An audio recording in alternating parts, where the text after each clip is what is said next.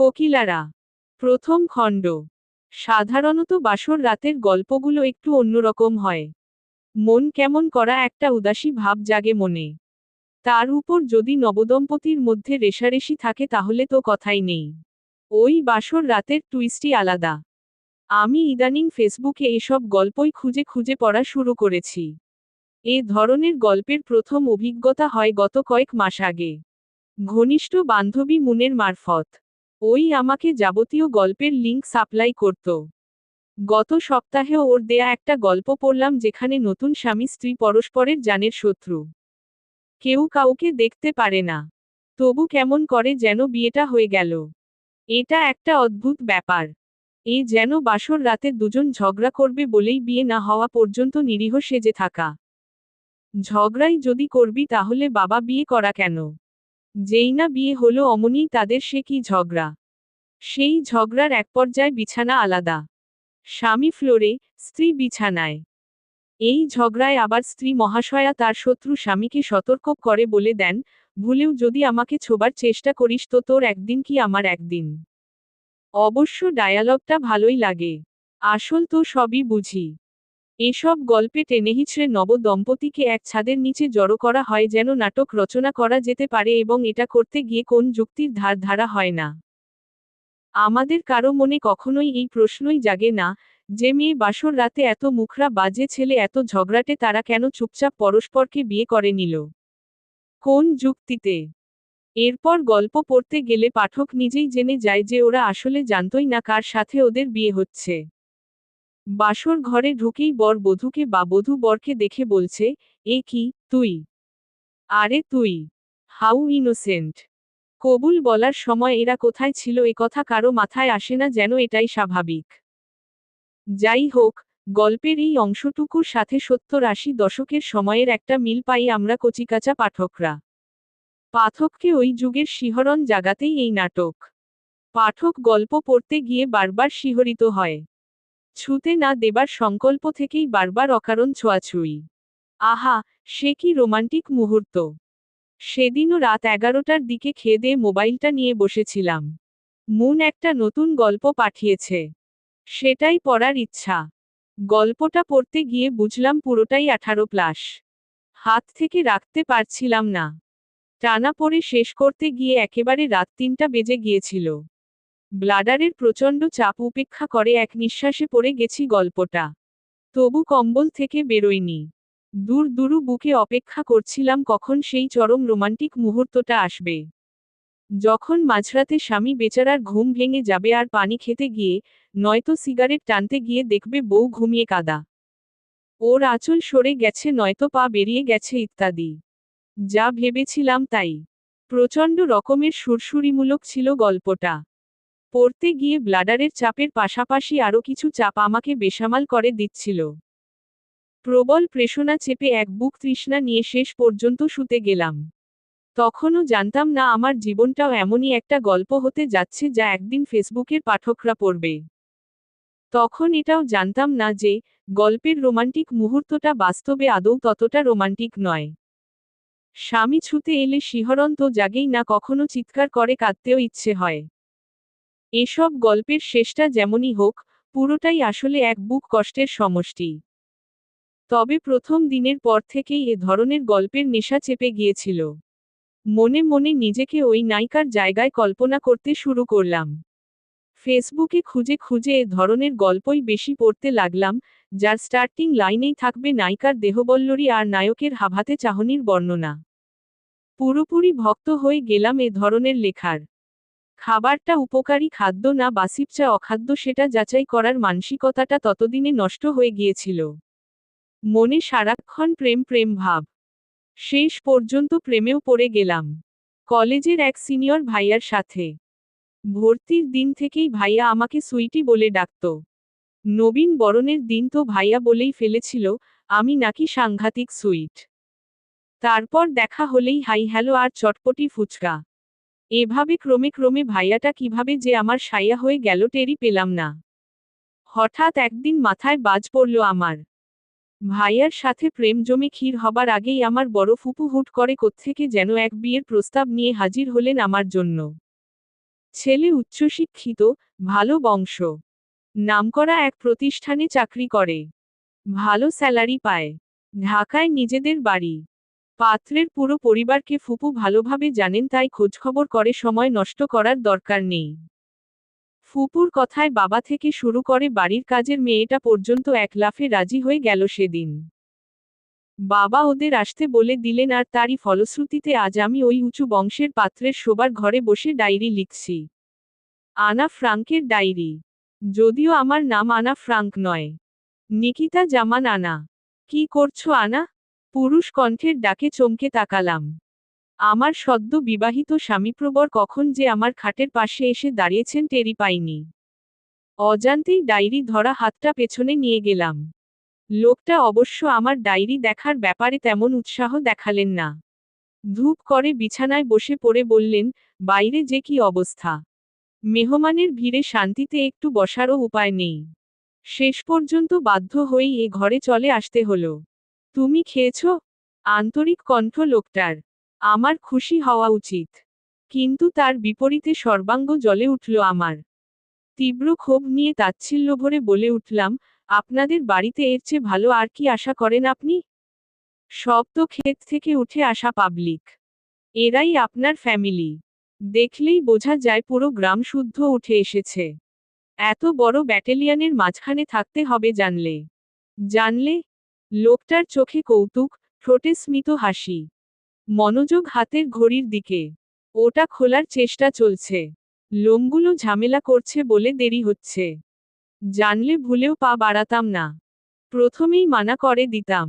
লোকজন তো সব দুদিনের জন্য, সাময়িক কিছু লোকের জন্য আমাকে বিয়ে করতে না? স্ট্রেঞ্জ। সাময়িক না স্থায়ী সেটা বিষয় না, বিষয় হচ্ছে আপনি তাদের একজন, কাজেই ওদের দেখলেই আপনাকে দেখা হয়ে যায়। রাগের মাথায় কথাটা বলে লোকটার চেহারায় রাগ বা অপমানের চিহ্ন দেখার আশায় তাকালাম। কারণ আমার প্রচণ্ড ইচ্ছে হচ্ছে লোকটাকে আমি ইচ্ছেমতো অপমান করে তুলোধুনো করে ফেলি। এই লোকটার অতি আদিক্ষেতার জন্যই আজ আমি এখানে, নইলে এ সময় আমি রাজীবের পাশে থাকতাম। ওর বাইকের পেছনে বসে দুরন্ত বাতাসে উড়ন্ত চুল উড়িয়ে ছুটে যেতাম দূর দূরান্তে, আর নয়তো কোন দারুণ ক্যাফে শপে বসে রিকিঝিকি মিউজিকের সাথে সময়টা কাটাতাম। সেসব না করে আমি এই বেকুবটার ঘর সামলাচ্ছি। ইতোমধ্যে সকাল থেকে দুবার চা পর্ব সমাধা হয়ে গেছে, আর আমি অভাগী সেই চা বানিয়ে কাজের মেয়ের হাতে তুলে দিয়েছি সার্ভ করার জন্য। কারণ তারা সবাই নাকি আজ আমার হাতে চা খাবেন। এক গ্লাস পানি দিতে পারবে? ঘড়িটা বেড সাইড টেবিলে রেখে বলল লোকটা। তীব্র স্বরে বলতে চাইলাম, নিজের হাত নাই, নিয়ে খেতে পারেন না? কিন্তু চিরাচরিত কিছু সংস্কারবোধ থেকেই কথাটা ঠিক ওইভাবে মুখে আনতে পারলাম না। উৎসার সাথে বললাম, পারবো না কেন? এই কাজের জন্যই তো দুনিয়াতে এসেছি। নারীরা পুরুষের খেদমত করবে, এটাই তো নারীর ধর্ম। বলে বিছানা ছাড়তে গেলে লোকটা আমার হাত ধরে ফেলল। মন বলল সে হাত ধরার বাহানা খুঁজছিল আসলে। আমার এই কথায় সেটা পেয়ে গেল। আসলে ব্যাপারটা এরকম না। আমি তোমাকে আদেশ করিনি। এটা নিছক আবদার বলতে পারো। নববধূর হাতে পানি খেতে চাওয়া নিশ্চয়ই অন্যায় নয়। তুমি মাইন্ড করবে জানলে আমি বলতামই না। হয়েছে, হাত ছাড়েন। খোপাখপ হাত ধরবেন না তো। আপনার হাতগুলো সাঁড়াশির মতো। আমি ব্যথা পাই। ওহ, সরি। দ্রুত হাত ছেড়ে দিয়ে সে নিজেই উঠে গেল পানি আনতে। তবে আমার মনে সেটা খুব একটা আনন্দ জোগালো না। লোকটাকে অপমান করে সুখ পাচ্ছি না আমি। যাই বলি সে মেনে নেয় বা মানিয়ে নেবার চেষ্টা করে। এরপরে আর কি করতে পারি আমি? নাটক সিনেমার মতো ভাঙচুর করার মতো মানসিকতা জোটাতে পারবো না কোনোদিনও। কারণ সেটা করলে সবার আগে আমার বাপ ছুটে এসে ঠান্ডা চোখে আমার দিকে 1 ঘন্টা তাকিয়ে থেকে বলবে, how could you possibly do it? আব্বুর ওই মৎস্যশীতল চাহনির চেয়ে এই ব্যাটাকে সহ্য করা অনেক সহজ। তার চেয়ে এক কাজ করা যাক, একে অন্যভাবে সাইজ করা যেতে পারে। কিন্তু সেটা কিভাবে জানি না। মুনকে ফোন দিতে হবে। এসব উদ্ভট আইডিয়া ওর মাথায় ভালো আসে। ওর বুদ্ধিতেই তো আমি পুরো বাসর রাত নাক ডেকে ঘুমিয়ে কাটিয়েছি। এটাও ওরই দেয়া বুদ্ধি ছিল যে লোকটা গা ছুলেই চিৎকার করে তাকে হতচকিত করে দেব। বেচারার চেহারা সেদিন দেখার মতন হয়েছিল। সে শুধু জানতে এসেছিল রাতের খাবার খেয়েছি কিনা। তাতেই এমন বিকট চিৎকার মেরেছি যে লজ্জায় গত দুদিন ধরে না ছুঁয়ে দূরে বসে কথা চালাচালি করছে। আমি মনে মনে হেসেছি আর ভেবেছি, অপেক্ষা করো, আরও কিছু উত্তম মধ্যম অপেক্ষা করছে তোমার জন্য। আজ আমার বিয়ের সপ্তম দিন। বাড়ির পরিবেশটার সাথে মোটামুটি খাপ খাইয়ে নিতে পেরেছি। অবশ্য এজন্য ওই আবাল পাবলিকটাকে মনে মনে কৃতিত্ব না দিয়ে পারছি না। ধৈর্যের প্রবল পরাকাষ্ঠা দেখিয়ে চলেছেন ভদ্রলোক। ধনুর্ভঙ্গ পণ তার। আমাকে তার ভালোমানুষি দিয়ে বশ করবেন। আমি যদিও মুখে কিছু বলি না, তবে মনে মনে হাসি আর ভাবি, একটু অপেক্ষা করো। কিছুদিন পর হাম দিল দে চুকে সানাম মুভির মতো আমাকে রাজীবের হাতে তুলে দিয়ে আসতে বাধ্য হবা ভালমানুষ স্বামী আমার। অবশ্য যদি তোমার এই রূপটা অরিজিনাল হয়ে থাকে। সন্ধ্যের পরপর চা নাস্তা সেরে টিভি দেখছিলাম। বাড়িতে মেহমানের চাপ অনেকখানিই কমে গেছে। খেতুগুলো সব খেতে ফিরে গেছে। শ্বশুর মহাশয় নিজের রুমে বসে হয়তো টিভি দেখছেন আর শাশুড়ি আম্মা গেছেন তার এক আত্মীয়াকে দেখতে। সে নাকি হঠাৎ মারাত্মক অসুস্থ হয়ে হাসপাতালে ভর্তি হয়েছে। শাশুড়ি সেখানেই দৌড়াচ্ছে। পাশেই রাখা আমার সেলফোনটা বাজলে না তাকিয়েই রিসিভ করলাম। ভালো করেই জানি ওই বেকুবটা ফোন করেছে আর নয়তো আমার মা জননী।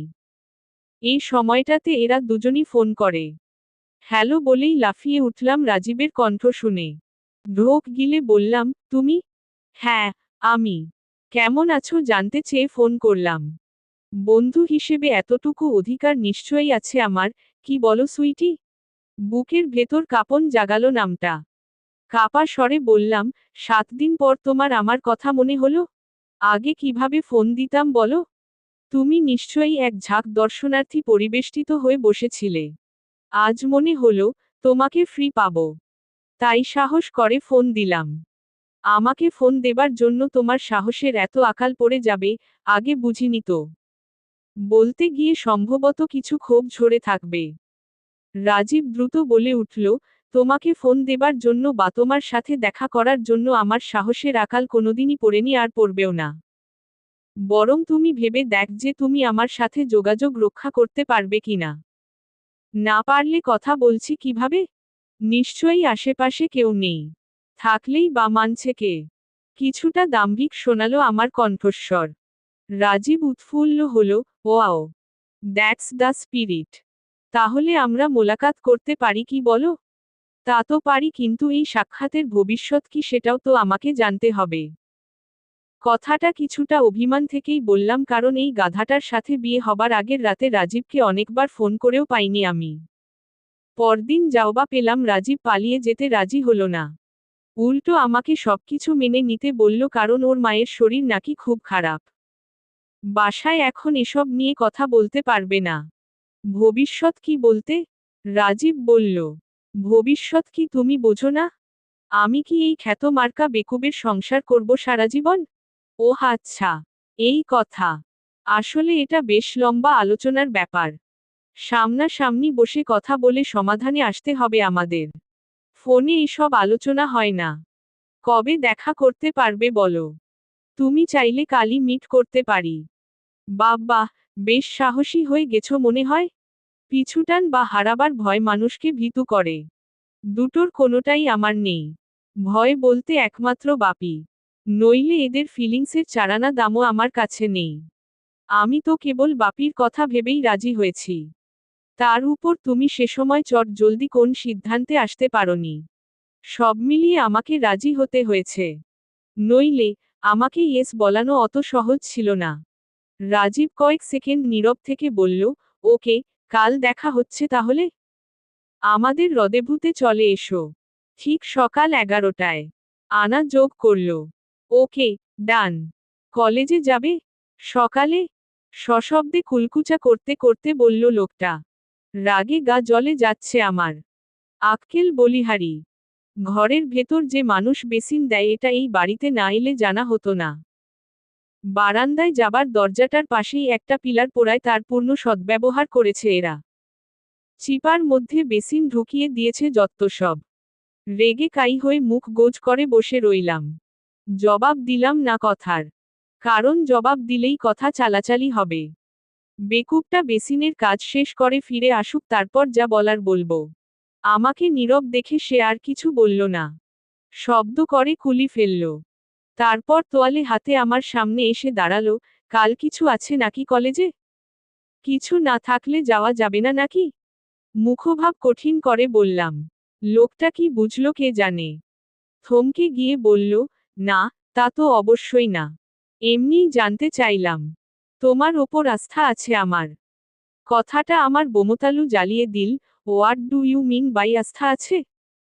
এটা বলে কি প্রমাণ করতে চাইলেন আপনি? যেন আমি বাইরে গিয়ে উল্টাপাল্টা কিছু না করি। লোকটা আহত চোখে তাকালো। আমি এসব ভেবে বলিনি আনা। বুঝতে পারছি না, কেন তুমি আমার প্রতিটা কথার কদর্থ করছো। আমি তো শুধু বলতে চেয়েছি।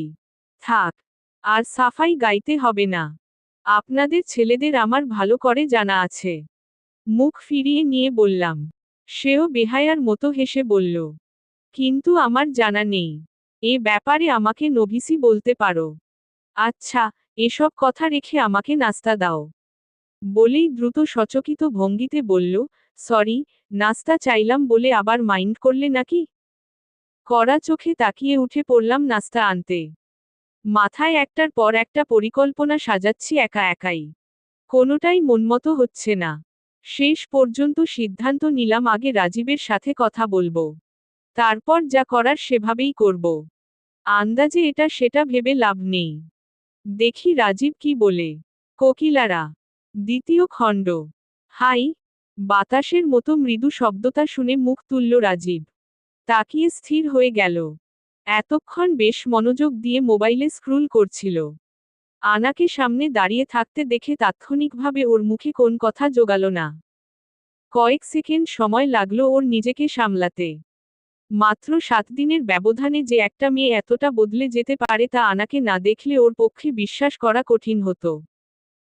শেষ যেদিন আনাকে দেখেছিল সেদিনও আনা ছিল নিতান্তই একজন তরুণী, যার গায়ে ছিল একটি সুতার কাজ করা সাধারণ থ্রি পিস। অবশ্য আনা এমনিতে সাজগোজ কম করলেও ওর থ্রি পিসগুলো ছিল বেশ রুচিশীল ধরনের। তাতেই ওকে বেশ চমৎকার লাগত। আর আজ তো সন্তর্পণে চাপা দীর্ঘশ্বাসের সাথে চমৎকার বন্ধুবাৎসল একটা হাসি দিল রাজীব। একই সাথে চেয়ার ছেড়ে উঠে দাঁড়ালো। অনেকটা সম্মানের ভঙ্গিতে। জানে, মেয়েরা এ ধরনের এটেনশন খুব পছন্দ করে। আনাও করবে, এটাই স্বাভাবিক। তবে ওইটুকু পরিসরেই গোটা আনাকে এক লহমায় দেখে নিল সে। হালকা জরির বুটি বুটি কাজের ব্লাউজ পরেছে আনা, যার পাড়টা সরু সোনালি কাজের। হালকা ধূপছা রঙের শাড়ি পরেছে, যার আঁচলটা ব্লাউজের মেরুন রংটাকে শুধু সাপোর্টই করছে না, আনাকে রীতিমতো ডলারে পরিণত করেছে। তবে এর সবটাই রাজীবের মনে। বাইরে সে শান্ত সমাহিত। মুগ্ধতার দৃষ্টি ছড়িয়ে দিয়ে হাসল রাজীব। বাপরে, তোমাকে তো চেনাই যাচ্ছে না। আমি ভাবছিলাম তোমার কোন যমজ বোন কিনা। আগের আনার সাথে মেলাতে কষ্ট হচ্ছিল। তাই, যাক, তবু ভালো যে মিলিয়ে দেখার কষ্টটুকু করেছ। আনা হাসছে না। রাজীবের দীর্ঘশ্বাস পড়ল। সেটা কাটিয়ে উঠে বলল, বসো। কি খাবে সেটা আগে বলো। অর্ডার করে দেই। কথার মাঝখানে ইন্টারাপশন চাই না। এখন কিছু খাবো না। খিদে পায়নি। দেরি করে নাস্তা করেছি আজ। বলো কি? এত দেরি করে নাস্তা? ঘুম থেকে উঠতে দেরি হয়ে গিয়েছিল আজ। হালকা চালে কথাটা বললেও রাজীব কথাটাকে লুফে নিল। ঠাট্টার সুরে বলল, হ্যাঁ, নতুন বিয়ে হয়েছে। ঘুম ভাঙতে দেরি তো হবেই। বলামাত্রই আনা সরু চোখে তাকালো। কিছু ইঙ্গিত করলে মনে হচ্ছে? রাজীব দ্রুত প্রসঙ্গান্তরে বলল, আরে না, কোন ইঙ্গিত ফিঙ্গিত না রে ভাই। তোমার সৌভাগ্যে ঈর্ষান্বিত আমি। তুমি দেরি করে উঠে এত বেলায় হলেও নাস্তা করেছ, আর আমি হতভাগা এখনো নাস্তা করার সুযোগই পাইনি। 7 সকালে উঠেই ইন্টারভিউ দিতে দৌড়েছি। এই 7 সকালে ইন্টারভিউ? 7 সকাল পেলে কোথায়? এখন তো প্রায় পৌনে 12টা বাজে। মোবাইল ঘুরিয়ে দেখালো রাজীব। ওহ, ইন্টারভিউ কেমন হলো? চাকরি হবে এখানে? কেমন বুঝলে? একসাথে কয়েকটা প্রশ্ন করল আনা। আর চাকরি? আজকাল চাচা মামা না থাকলে চাকরি হয় না। পড়াশোনার কি করবে? ছেড়ে দেবে? যেন আনা নিজেই আজ রাজীবের ইন্টারভিউ নিচ্ছে। রাজীব মাথা নাড়ল হতাশ ভঙ্গিতে। কি করব নিজেও জানি না। তোমাকেই যখন পেলাম না, আর চাকরি পেয়ে কি হবে, পড়াশোনা করেই বাকি হবে। রাজীবের চেহারায় নিখাদ বিষণ্ণতা। আনার মুখভাব কঠিন হল, তোমার এসব মিনমিনে স্বভাবটাই আমার অসহ্য লাগে। আমার বিয়ে হয়েছে তো কি হয়েছে? এই বিয়ে হলেও সেটা হয়েছে কাগজে কলমে। বাস্তবে আমি সেই আনাই আছি যে গত 1 সপ্তাহ আগে ছিল। রাজীব আনার দিকে তাকালো। এখানে কি করে এলে? আজ তো কলেজ বন্ধ। কিচ্ছু বলিনি। বলেছি কলেজে যাব। ব্যাস, এখন যা খুশি ভাবুক গে। কিছুটা বেপরোয়া ভঙ্গিতে বলে রাজীবের চোখে চোখ রাখল আনা। বলল, তোমার এই নীরবতা আমাকে শেষ করে দিচ্ছে রাজীব। আমি ওকে একদম সহ্য করতে পারছি না। প্লিজ কিছু একটা করো। আসলে, আমার চাকরিটা হয়ে গেলে আর দেখতে হতো না। নিজেই চলতে পারি না। তোমাকে খাওয়াব কি? সম্পর্ক গড়ার আগে কথাটা ভাবা উচিত ছিল তোমার। মনে আছে তো, কিভাবে আমার পেছনে পড়ে সম্পর্ক গড়েছিলে তুমি? আনার চেহারায় চাপা রাগ। রাজীব এবার আপোষের সুর তুলল, আহ, তুমি চট করে রেগে যাও কেন বলো তো? আমি তো একবারও বলিনি যে তোমাকে বিয়ে করব না। কিন্তু বাস্তব পরিস্থিতি তো মানতে হবে। আপাতত, কয়েকটা দিন ম্যানেজ করে নাও। তারপর? তারপর কি? তোমার চাকরি হয়ে যাবে? হতেও তো পারে। তাছাড়া, তোমাকে ওখান থেকে বেরোতে হলেও সিস্টেমেটিক ওয়েতে বেরোতে হবে। এমনি এমনি তো আর বেরোতে পারছে না। কাজেই আমাদের দুজনকেই সময় নিয়ে এগোতে হবে। তা না হয় নিলাম, কিন্তু চাকরিটা না হলে কি করবে সেটাও তো ভাবতে হবে তোমাকে। তুমি তো অন্য কোন উদ্যোগও নিচ্ছ না। উদ্যোগ না নিলে আমি বাপির কাছে তোমার প্রসঙ্গ তুলব কি করে? আপনমনেই চুলগুলো মুঠো করে ধরল রাজীব। চেহারায় রাজ্যের হতাশা। বলল, ইন্টারভিউ তো একটা দিলাম। দেখি কি রেজাল্ট আসে। আমার হাতে যথেষ্ট টাকা নেই, নয়তো ঠিক ব্যবসায় নেমে পড়তাম। কি ব্যবসা করবে তুমি? আনার চঞ্চল দৃষ্টি রাজীবের উপর স্থির। আরে, ব্যবসার কি অভাব আছে নাকি ঢাকা শহরে? এটা নির্ভর করে পুঁজির উপর। শান্ত মুখে রাজীবের বলা কথাটা শুনল আনা। তারপর ধীরে ধীরে বলল, আর ধরো, যদি টাকাটা ম্যানেজ হয়ে যায়? রাজীবের চোখগুলো এই মুহূর্তে মাছের চোখের মতো দেখাচ্ছে। একদম স্থির। অনিশ্চয়তার সুরে বলল, কিভাবে ম্যানেজ করবে? ওর চোখে প্রত্যাশার ঝিলিক। আনা আর ভনিতা করল না। মাথা নেড়ে বলল, আমি দেব তোমাকে টাকাটা। এটা আমার জমানো টাকা। খুব বেশি না হলেও একেবারে ফেলে দেবার মতো না। ছোটখাটো ব্যবসা অনায়াসে দাঁড় করানো যেতে পারে এতে। রাজীবের মুখে কথা জোগাল না। আনা ফের বলল, তুমি চাইলে 2-1 দিনের মধ্যেই সেটা ম্যানেজ হয়ে যাবে। বরং তুমি ভেবে বের করো সেটা দিয়ে কি ব্যবসা খুলবে তুমি। তুমি ব্যবসা চালু করলেই আমি বাসায় জানাতে পারবো তোমার কথা।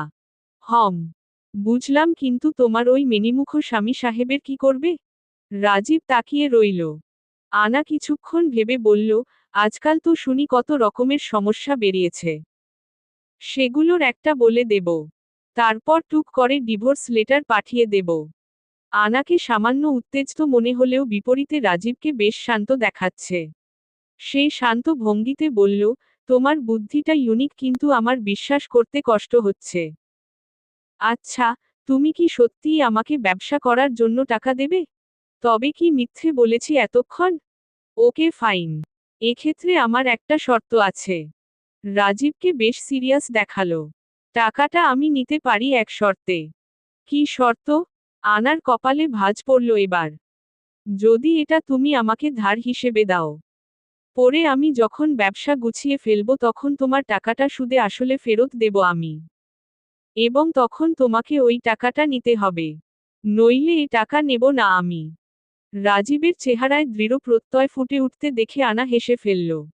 আচ্ছা, তুমি কি বলো তো? এখনই টাকা পরিশোধ করা নিয়ে এত অস্থির হবার কি আছে? তাছাড়া তুমি নিজের পায়ে দাঁড়ালে তো আমারই খুঁটি শক্ত হবে। টাকা শোধ নিয়ে এত ভেব না তো। যা আমার তা তোমার। আস্থার সাথে বলল আনা। এবার রাজীবও হাসল। রহস্যময় রমণীমোহন হাসি। রাজীবের চেহারা এই মুহূর্তে কলেজের সেই পুরনো রাজীব ভাই এর মতো দেখাচ্ছে যাকে দেখলে সব মেয়েরা মাটিতে লুটাতো। আনা নিজেও ওই হাসির ভক্ত। রাজীব বলল, বুঝে বলছো তো? আনা আরক্ত মুখে বলল, বুঝেই বলছি। তাহলে কি আমি ধরে নেব, এখন থেকে আমি যা চাইব তাই পাব? টাকা কিন্তু আমি চাইনি, তুমি সেধে দিচ্ছ। কিন্তু আমি যেটা চাই সেটা তুমি আমাকে কখনোই দাওনি। আনা জবাব দিল না এই কথার। দ্রুত উঠে দাঁড়িয়ে বলল, আমাকে বাড়ি যেতে হবে। তুমি কবে সময় বের করতে পারবে এসব ঠিকঠাক করে আমাকে জানিও। আনা। রাজীব হঠাৎ উঠে দাঁড়িয়ে হাত ধরল আনার। আনা স্তব্ধ। রাজীব কিছুটা আবেগাক্রান্ত স্বরে বলল, নিজেকে যে কিভাবে শাস্তি দিচ্ছি আমি যদি জানতে। তোমার দায়িত্ব নিতে পারবো না বলে নিজের আবেগটাকে প্রতিমুহূর্তে গলা টিপে হত্যা করতে হচ্ছে আমাকে। আনা আবছা হাসল, আবেগ প্রকাশের অনেক সময় পাবো আমরা। চলো, এখন বেরোই। নয়তো আমার দেরি হয়ে যাবে। আনা সরতে গেলেও বাধা পেল। গাঢ় স্বরে বলল, এতগুলো টাকা ধার দিতে অনায়াসে রাজি হয়ে গেলে। এবার কিছু ভালোবাসা অন্তত ভিক্ষা দাও। দেবে? আনা চোখ তুলে তাকালো। বুকের ভেতর নদীর পাড় ভাঙার ঝুপঝুপ শব্দ। রাজীবের চোখে স্পষ্ট ঘোর। আনা বুঝতে পারছে সে হেরে যাচ্ছে। বাড়ি ফেরার পর থেকে আমার মনটা আজ অনেকখানিই শান্ত। হয়তো সে কারণেই লোকটা অফিস থেকে ফেরার পর থেকে এই মাঝরাত অবধি তার সাথে একটাও খারাপ ব্যবহার করিনি। তবে লোকটার মনটা হয়তো আজ একটু খারাপ। ফেরার পর থেকেই দেখছিলাম মুখ গম্ভীর করে রেখেছে। একবার জিজ্ঞেস করতে চেয়েছিলাম। পরক্ষণেই ভাবলাম, যা খুশি হোক গে। আমার কি? আমি আমার পথ সুগম করে এসেছি। রাজীব বলেছে, এই সপ্তাহেই সে ব্যবসার কাজ শুরু করে দেবে। ওর নতুন প্রজেক্টের নাম হবে আনা এন্টারপ্রাইজ। ওর ব্যবসা শুরু করার পরই আমি বাবার সাথে কথা বলবো। আর কি বলবো সেটাও ঠিক করে ফেলেছি। সময় মতো প্রয়োগ করা হবে। বসে বসে পার্স থেকে রুমাল কলম বের করে রাখছিলাম। কানের দুল খোলার সময় আপনমনেই হেসে ফেললাম রাজীবের শেষ মুহূর্তের বিদায়ের কথা স্মরণ করে। অন্তর বিবশ করা একটা অনুভূতি ছিল সেটা, যা আমাকে বারবার আচ্ছন্ন করে দিচ্ছে। আচমকা স্বামী সাহেবের ডাকে ঘোর কাটল। ঘাড় ফিরিয়ে তাকালাম।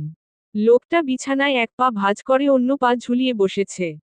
আমার দিকে সেভাবে তাকাচ্ছে না। লোকটার কণ্ঠস্বরও যেন কেমন। আমি বরাবরের মতো পাত্তা না দেবার ভান করে অন্য কানের দুল খোলার চেষ্টায় মেতে রইলাম।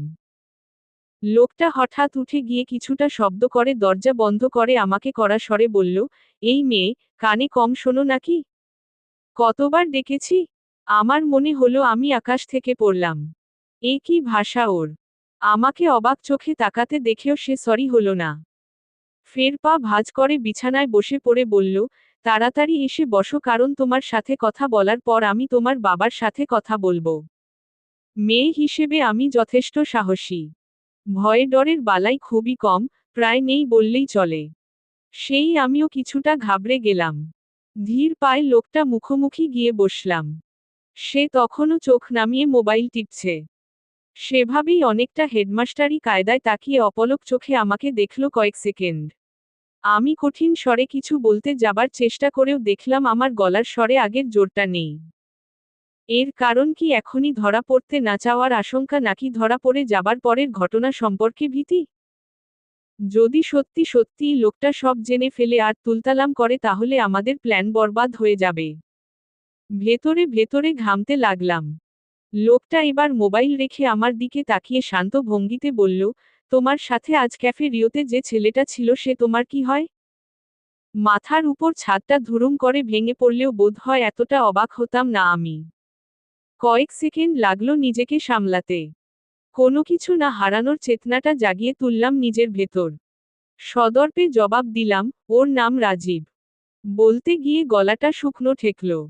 নিজেকে বোঝালাম, কুল বেইবি। Don't worry. কি করবে এই ব্যাটা তোর?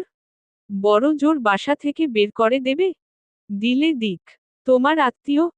স্বামী সাহেবের কণ্ঠস্বরে মুরব্বিয়ানা আজ 16 আনা। না, আত্মীয় না। আমার ভালো বন্ধু। নির্বিকারে জবাব দিলাম। বুকের ভেতরে অবশ্য দুরু দুরু করছে। উনি মাথা নাড়লেন, ওহ, তার মানে তোমরা একসাথে পড়তে? জি না। সে আমার 2 বছরের সিনিয়র। সত্যিটাই বললাম। লোকটা চুপ করে রইল এবার। কিছুক্ষণ ভেবে বলল, সিনিয়র ভাইয়ের সাথে তোমার এত কিসের আলাপ যে ক্যাফে শপে যেতে হয়?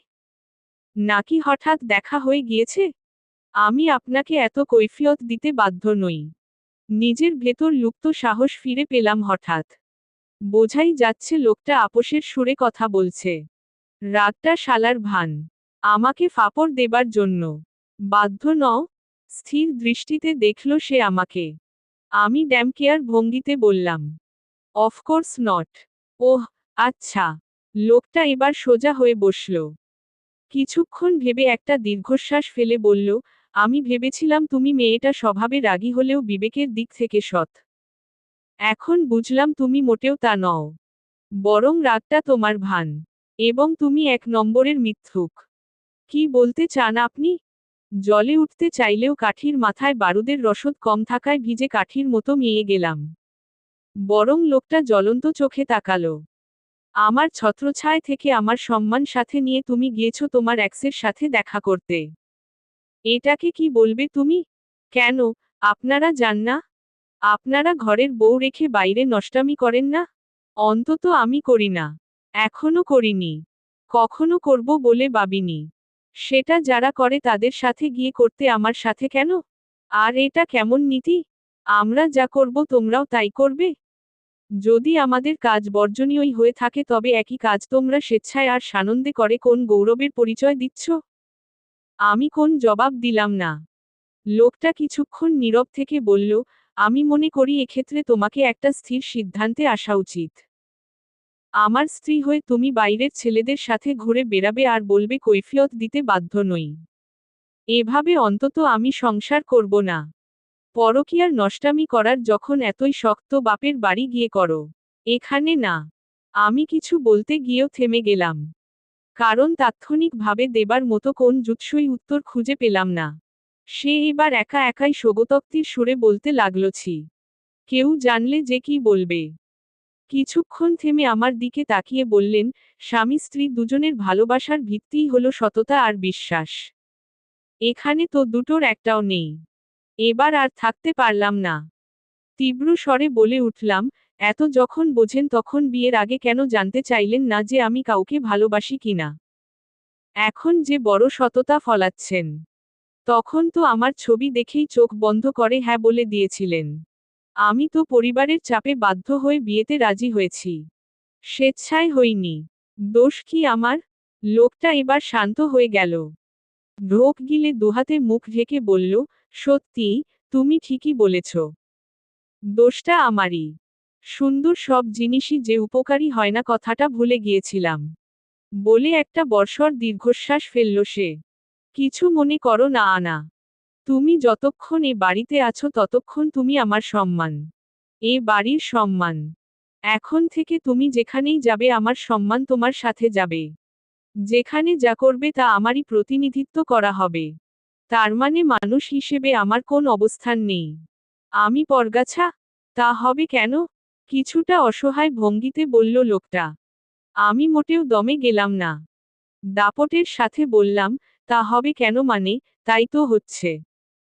এখানে আমার কোন ভালোলাগা মন্দলাগা নেই, নিজস্ব অস্তিত্ব নেই, ব্যক্তিত্ব নেই। আমি মেয়ে বলে আমাকে নিজের চিন্তা বাদ দিয়ে অপরের সম্মান বয়ে বেড়াতে হবে। একদিন বাপেরটা বয়েছি, আজ আপনারটা বইব। বইবার জন্যই তো বেঁচে আছি। এসব কথা বলে বলেই তো আমার বাবাও আপনার সাথে গছিয়েছে আমাকে। আমি মানা করলে নাকি তার মানসম্মান যাবে? আমি তার বড় মেয়ে। আর আজ আপনি বলছেন, আমি আপনার সম্মান বহন করছি। তাহলে আমার স্বার্থ রক্ষা করবে কে? কোকিলা। 3য় খণ্ড। আস্তে কথা বলো। না চেঁচিয়েও তো কথা বলা যায়। নাকি যায় না? কোনটা তোমার স্বার্থ? কোনটা আমার স্বার্থ মানে? আমার পছন্দ অপছন্দ, ভাল্লাগা মন্দলাগা এগুলো তবে কি? এগুলোর বুঝি কোন মূল্যায়ন নেই? যার সাথে সারা জীবন সংসার করব সেই লোকটাকে আমি নিজে ঠিক করতে পারবো না, এটা ঠিক করে দেবে আরেকজন? এটা কেমন যুক্তি? কথাটা বলতে গিয়ে গলা ধরে এলো আমার। অভিমানে বুক ভার হলো। লোকটাও হয়তো কিছুটা উপলব্ধি করতে পারল ব্যাপারটা। আর নয়তো সে আমার যুক্তির কাছে পরাস্ত। ঠিক জানি না। এমন সময় দরজায় টোকা পড়তে উঠে গেল সে। বাইরে থেকে ওর নাম ধরে কেউ ডাকছে। সম্ভবত আমার ছোট ননদ হিয়া। রাত বিরেতে ওই মেয়েটাই এসে খালিদ ভাইয়া বলে ডাকাডাকি শুরু করে। চোখ মুখ ডলে স্বাভাবিক হলাম। চট করে উঠে ড্রেসিং টেবিলের সামনে গিয়ে বসলাম যেন ওর চেহারা আমার নজরে না আসে। দেখলেই কিছু না কিছু বলতে হবে নতুবা হাসতে হবে। আমার এখন কারো সাথে কথা বলার মুড নেই। দরজা খোলার শব্দ পেলাম। যা ভেবেছিলাম তাই। কণ্ঠস্বরেই বুঝলাম হিয়া এসেছে। অকারণে হাতের তালুতে লোশন ঢেলে হাতে মাখাতে লাগলাম যেন সে আমাকে ব্যস্ত মনে করে। ভাবি, আব্বু নিচে তোমাকে ডাকছেন। পেছনে থেকে বলল হিয়া। প্রচণ্ড বিরক্ত লাগলো আমার। ইস, শেষ পর্যন্ত আমারই ডাক পড়ল। এদের কাণ্ডজ্ঞান সত্যিই কম। এত রাতে কেউ কাউকে ডাকে।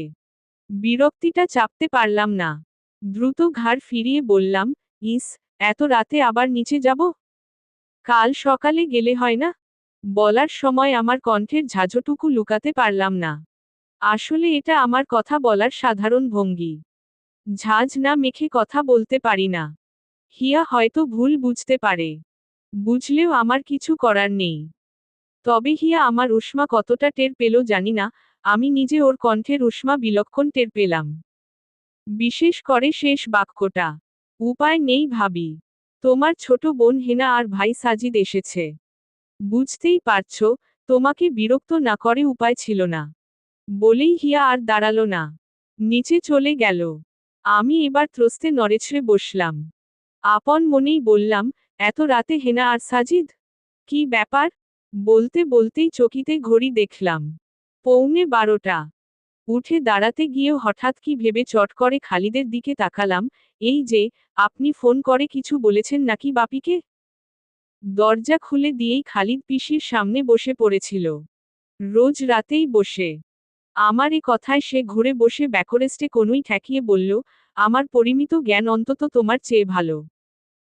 তোমার সমস্যা তোমার সাথে আলাপ না করে আগেই তোমার বাপিকে ফোন দিয়ে তুলকালাম করার মানসিকতা আমার নেই। এতটুকু জ্ঞান ভালোই আছে আমার।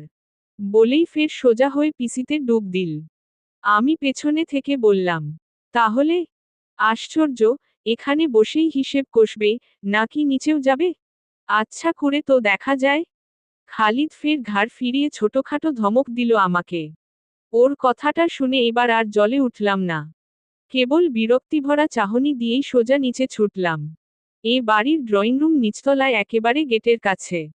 আমাকে অনেকটা পথ প্রায় দৌড়ে পেরোতে হলো।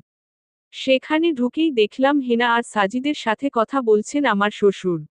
আমাকে দেখেই সাজিদ দ্রুত দাঁড়িয়ে গেল। ওর চোখ মুখ লাল। বুকটা ধক করে উঠল। বাপির কিছু হলো না তো? ব্যগ্র ভঙ্গিতে গিয়ে ওর কাঁধে হাত ছুঁয়ে বললাম, কি হয়েছে রে? সাজিদ মুখ নামিয়ে ফেলে বলল, তুমি একটু বাসায় চলো আপু। বাপির কিছু হয়েছে? আমার উদ্বিগ্নতা চরমে উঠল এবার। সাজাদ কিছু বলার আগেই আমার শ্বশুর বলে উঠলেন, বৌমা, তুমি ওদের এত প্রশ্ন না করে বরং একটু কষ্ট করে ওদের সাথে যাও। তুমি বাড়ির বড় মেয়ে। এই মুহূর্তে তোমাকে ওদের দরকার। আর শোনো, রুনাকে বেশি বকাঝকা করো না। এ যুগের ছেলেমেয়ে তো, আবেগটা বড্ড বেশি। ওকে তুমি বোঝাবে, বুঝলে? তুমি হলে বড় বোন। তোমার দায়িত্বটা বেশি। বিভ্রান্ত দৃষ্টিতে একবার শ্বশুরকে দেখে হেনার দিকে তাকালাম। সেও মুখ নামিয়ে রেখেছে। হলোটা কি? কি করেছে রুনা? তবে এবার আর কোন প্রশ্ন করলাম না। যা জানার বাড়ি গিয়েই জানব। এক ছুটে দোতলায় চলে এলাম। রুম খালি। খালিদ রুমে নেই। হয়তো বাথরুমে বা বারান্দায় গেছে। যাকগে যেখানে খুশি।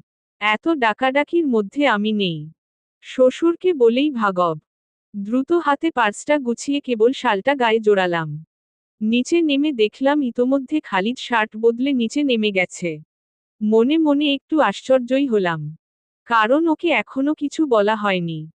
হয়তো সেও বোনের মারফত জেনেছে। খুব বেশি কিছু ভাবার সুযোগ পেলাম না। খালিদ নিজেই গিয়ে কোত্থেকে এক ক্যাব জোগাড় করে আনলো। গাড়িতেও তেমন কোন কথা হলো না। খালিদকে দেখলাম পরিচিত কোন এক ডাক্তারের সাথে কথা বলতে। কিছুটা বিরক্ত হলাম, এত রাতে ডাক্তার দিয়ে কি করবে ও। তবে এবারও নীরবই রইলাম। বাড়ির গেটে ক্যাব থামতেই ছুট লাগালাম ভেতরে। ড্রয়িং রুম পেরিয়ে সোজা আম্মুদের ঘরে। সেখানে আম্মুকে বহাল তবিয়তে বসে থাকতে দেখে ঘাম দিয়ে জ্বর ছাড়ল আমার।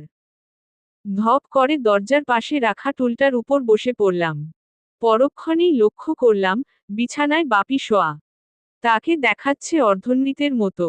বাপিকে ওই অবস্থায় দেখে হাত পা অসাড় হয়ে এলো। বাপি আমার অসম্ভব প্রিয় একজন মানুষ। তার এই অবস্থা আমার পক্ষে সহ্য করা যে কতটা কষ্টকর তা কেবল আমিই জানি। আম্মু হঠাৎ চাবি দেয়া পুতুলের মতো উঠে এসে আমার হাত ধরে টেনে আমাকে হেনার ঘরে আনলেন। আম্মুকে কিছু বলতে যাবার আগেই বিছানায় রুনাকে অর্ধচেতনের মতো শুয়ে থাকতে দেখে থেমে গেলাম। অজান্তেই মুখ দিয়ে বেরিয়ে এলো, কি হয়েছে রুনার? ও এভাবে শুয়ে আছে কেন? আর বাপি কি অসুস্থ? আমার প্রশ্নের তোড়ে আম্মু হঠাৎ মুখে আঁচল চেপে হাউমাউ করে কেঁদে উঠল। গুমিয়ে বলতে লাগলো, কি পাপ করেছি আমি? কেন এমন হলো আমার? আমি এখন কি করব রে আনা? আমাকে তোরা মেরে ফেল। মেরে ফেল আমাকে। আমি কি এসব দেখার জন্যেই তোদের পেটে ধরেছিলাম? কান্নার চেয়ে আম্মুর বুক চাপড়ানো আর আহাজারিটাই বেশি। দুহাতে তাকে সামলাতে গিয়ে মনে হলো আম্মু দাঁড়ানো অবস্থা থেকে পড়ে যাবেন। দ্রুত তাকে টেনে বিছানায় নিয়ে বসালাম। নিজের কাঁধে আম্মুর মাথাটা চেপে ধরে ফের রুনার দিকে তাকালাম। হালকা একটা ভয় কাজ করলো এবার। কি হয়েছে রুনার? এই রুমটা একসময় আমার ছিল। বিয়ের আগে আমি একা থাকতাম এখানে। হঠাৎ কেউ একজন বাপির কানে মন্ত্র গুজে দিয়ে বলল, সাবালিকা মেয়েদের নাকি ঘরে একা রাখতে নেই। নানান ধরনের সমস্যা হয়। বাপি কথাটা আম্মুকে শেয়ার করলেন। তারপর থেকে রুমটাতে হেনা আর রুনার খাট ঢুকল। তবে আমি সবার বড় বলে আমার বিছানা বরাবরই আলাদা। রুমের অপর পাশে সেমি ডাবল বিছানাটায় হেনা আর রুনার শোবার ব্যবস্থা। ব্যাপারটা এমন না যে বাড়িতে রুমের অভাব। বাপি অনায়াসে আমাকে আলাদা রুমেই থাকতে দিতে পারতেন, কিন্তু ওই যে বললাম, মন্ত্র। সেই মন্ত্র বলে আমি একা থাকতে পারিনি। এটা ছাড়াও আমার মধ্যে রাতে দুঃস্বপ্ন দেখে ভয় পাবার একটা প্রবণতা ছিল। যদিও এটাকে আমি কখনোই ধর্তব্যের মধ্যে আনিনি, কিন্তু বাপি যেন এটার সুযোগ নিয়েই আমার একা থাকা বন্ধ করলেন। তাতে অবশ্য আমার ব্যক্তিগত জীবন যাপনে খুব বড় ধরনের কোন সমস্যা তৈরি হয়নি। হেনা আর রুনার সামনেই আমি রাজীবের সাথে কথা বলেছি ঘন্টার পর ঘন্টা। সবার বড় বোন বলে এই বাড়িতে একটা অলিখিত ক্ষমতা আমার সবসময়ই ছিল। আমার কথার উপর কথা বলবে এমন সাহস সাজিদ, হেনা বা রুনা কারোরই ছিল না। তবে রুনা আমার পিঠাপিঠি বলেও মাঝেমধ্যে একটু বিদ্রোহ করত। রুনার সাথে আমার বয়সের পার্থক্য মাত্র 3 বছরের।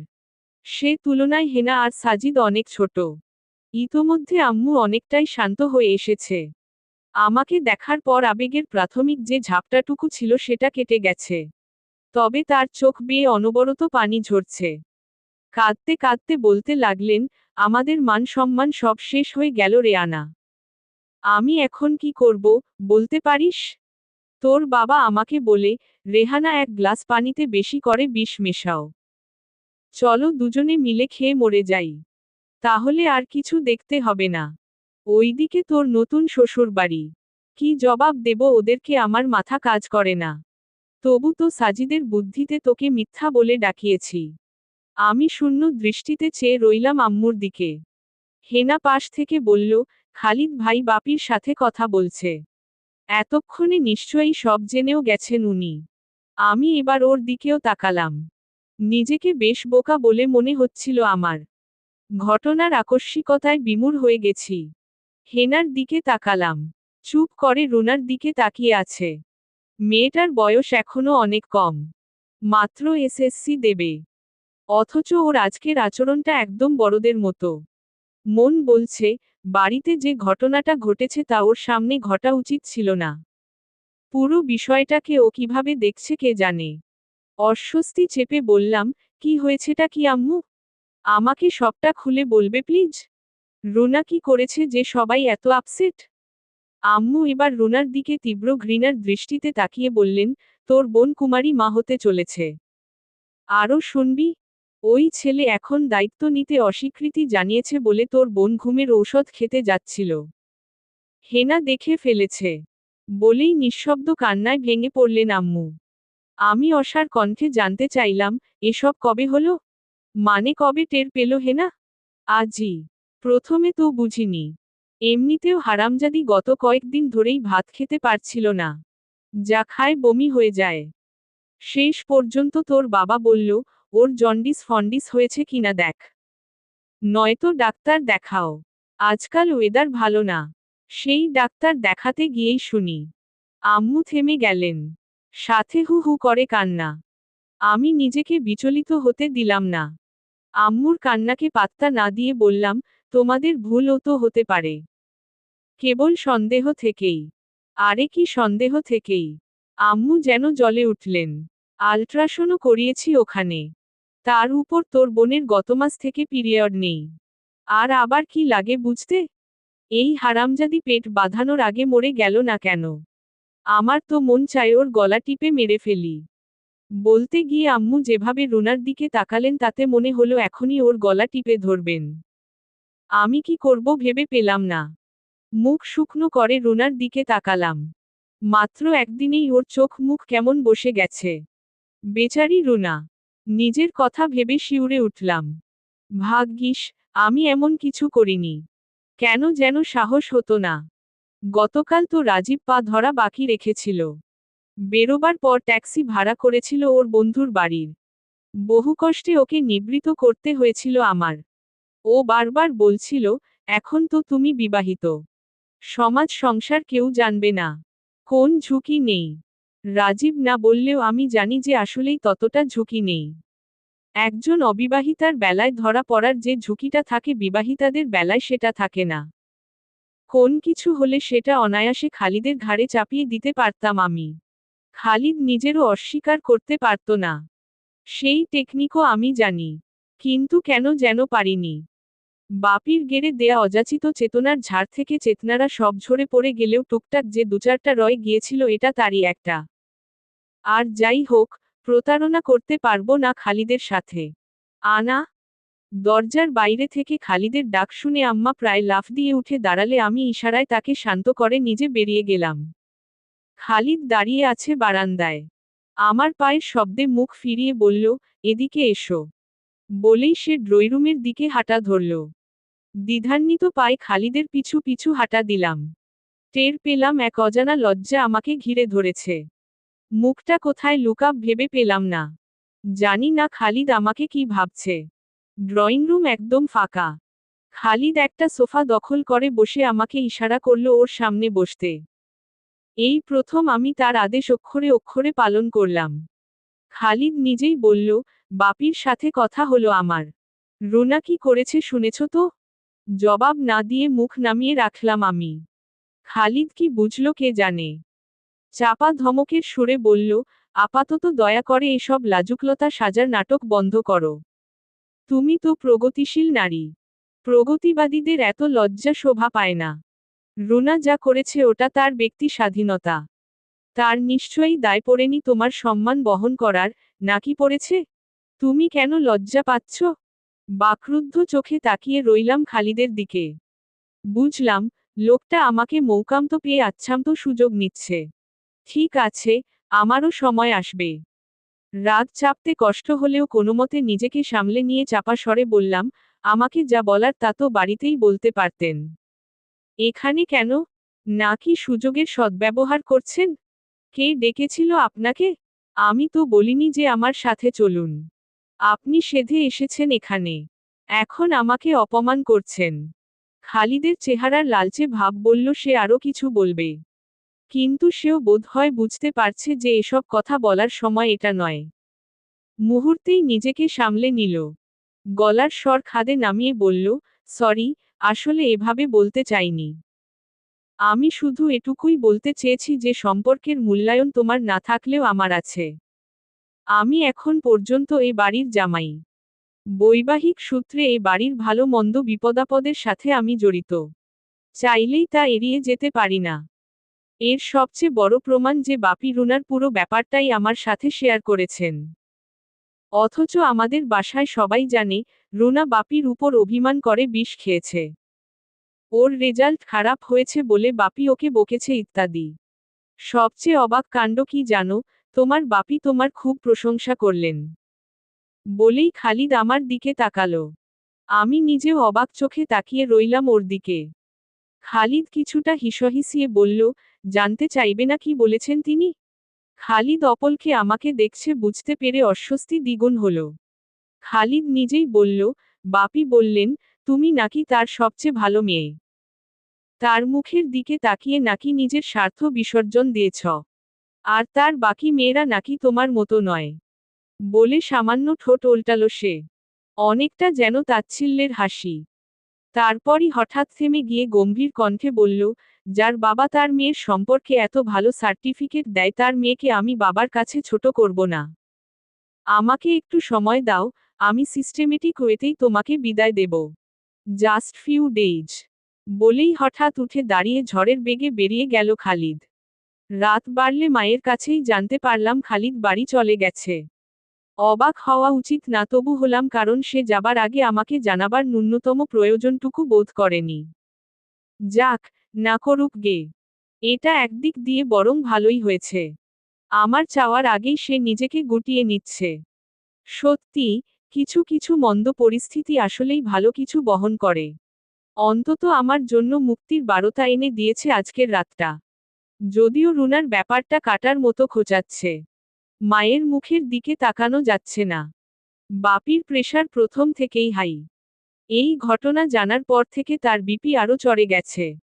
মাকে ভারাক্রান্ত মুখে ঘরে ঢুকতে দেখে সান্ত্বনা দিয়ে বললাম, এত ভেবে নিজের শরীরটা খারাপ করো না তো মা।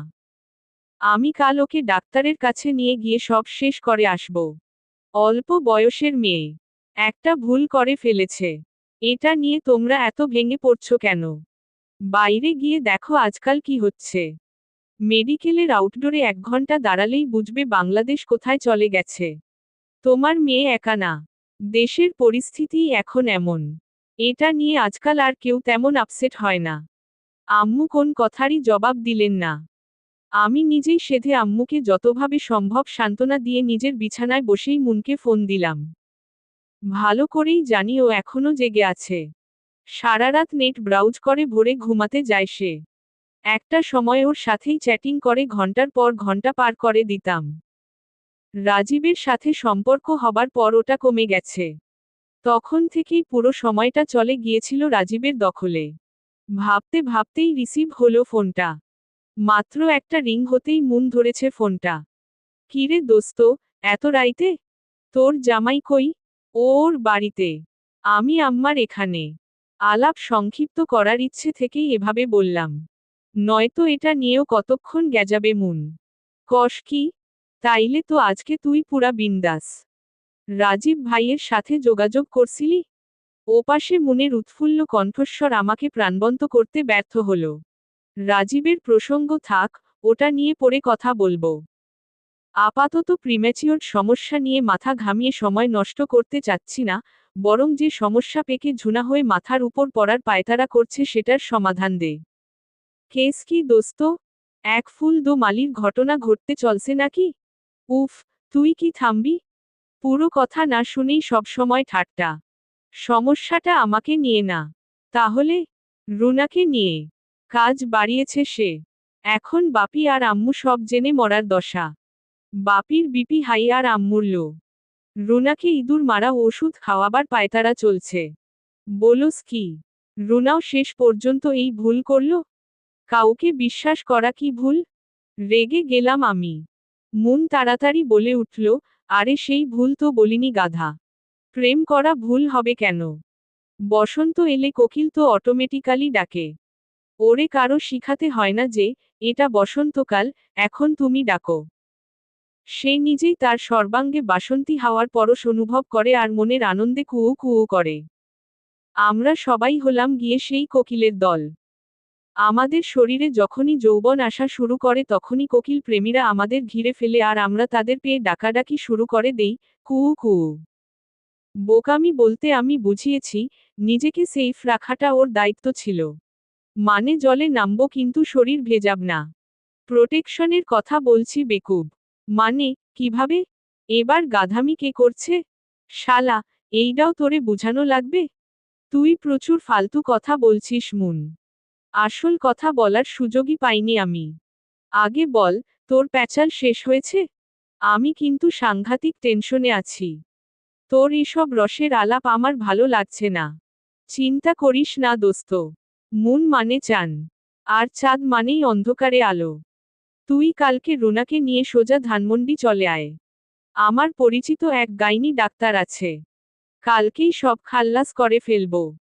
আশ্চর্য, ওই ছেলেকে কিছুই বলবো না? বলে যে কোন লাভ হয় না তা তো নিজের চোখেই দেখছস। শান্তাটার অবস্থাই দেখ, জামাইটা বিদেশে থাকে বলে বয়ফ্রেন্ড নিয়ে ফুর্তি করছিল। শেষ পর্যন্ত দুর্ঘটনা ঘটে যাবার পর ওই বাচ্চা বয়ফ্রেন্ড হাওয়া। তবু তো শান্তার কপাল ভালো যে পরের মাসেই জামাই বাংলাদেশে চলে এসেছে। এখন বয়ফ্রেন্ডের নমুনা ওর জামাইয়ের ঘাড়ে। শান্তার থার্ড বেবিটা ওর জামাইয়ের বাকি 2 মেয়ের সাথেই মানুষ হচ্ছে। আর ওর শাশুড়ি বুড়ি তো মহাখুশি, এতদিন পর পুত্র সন্তানের মুখ দেখেছে তারা। হা হা হা।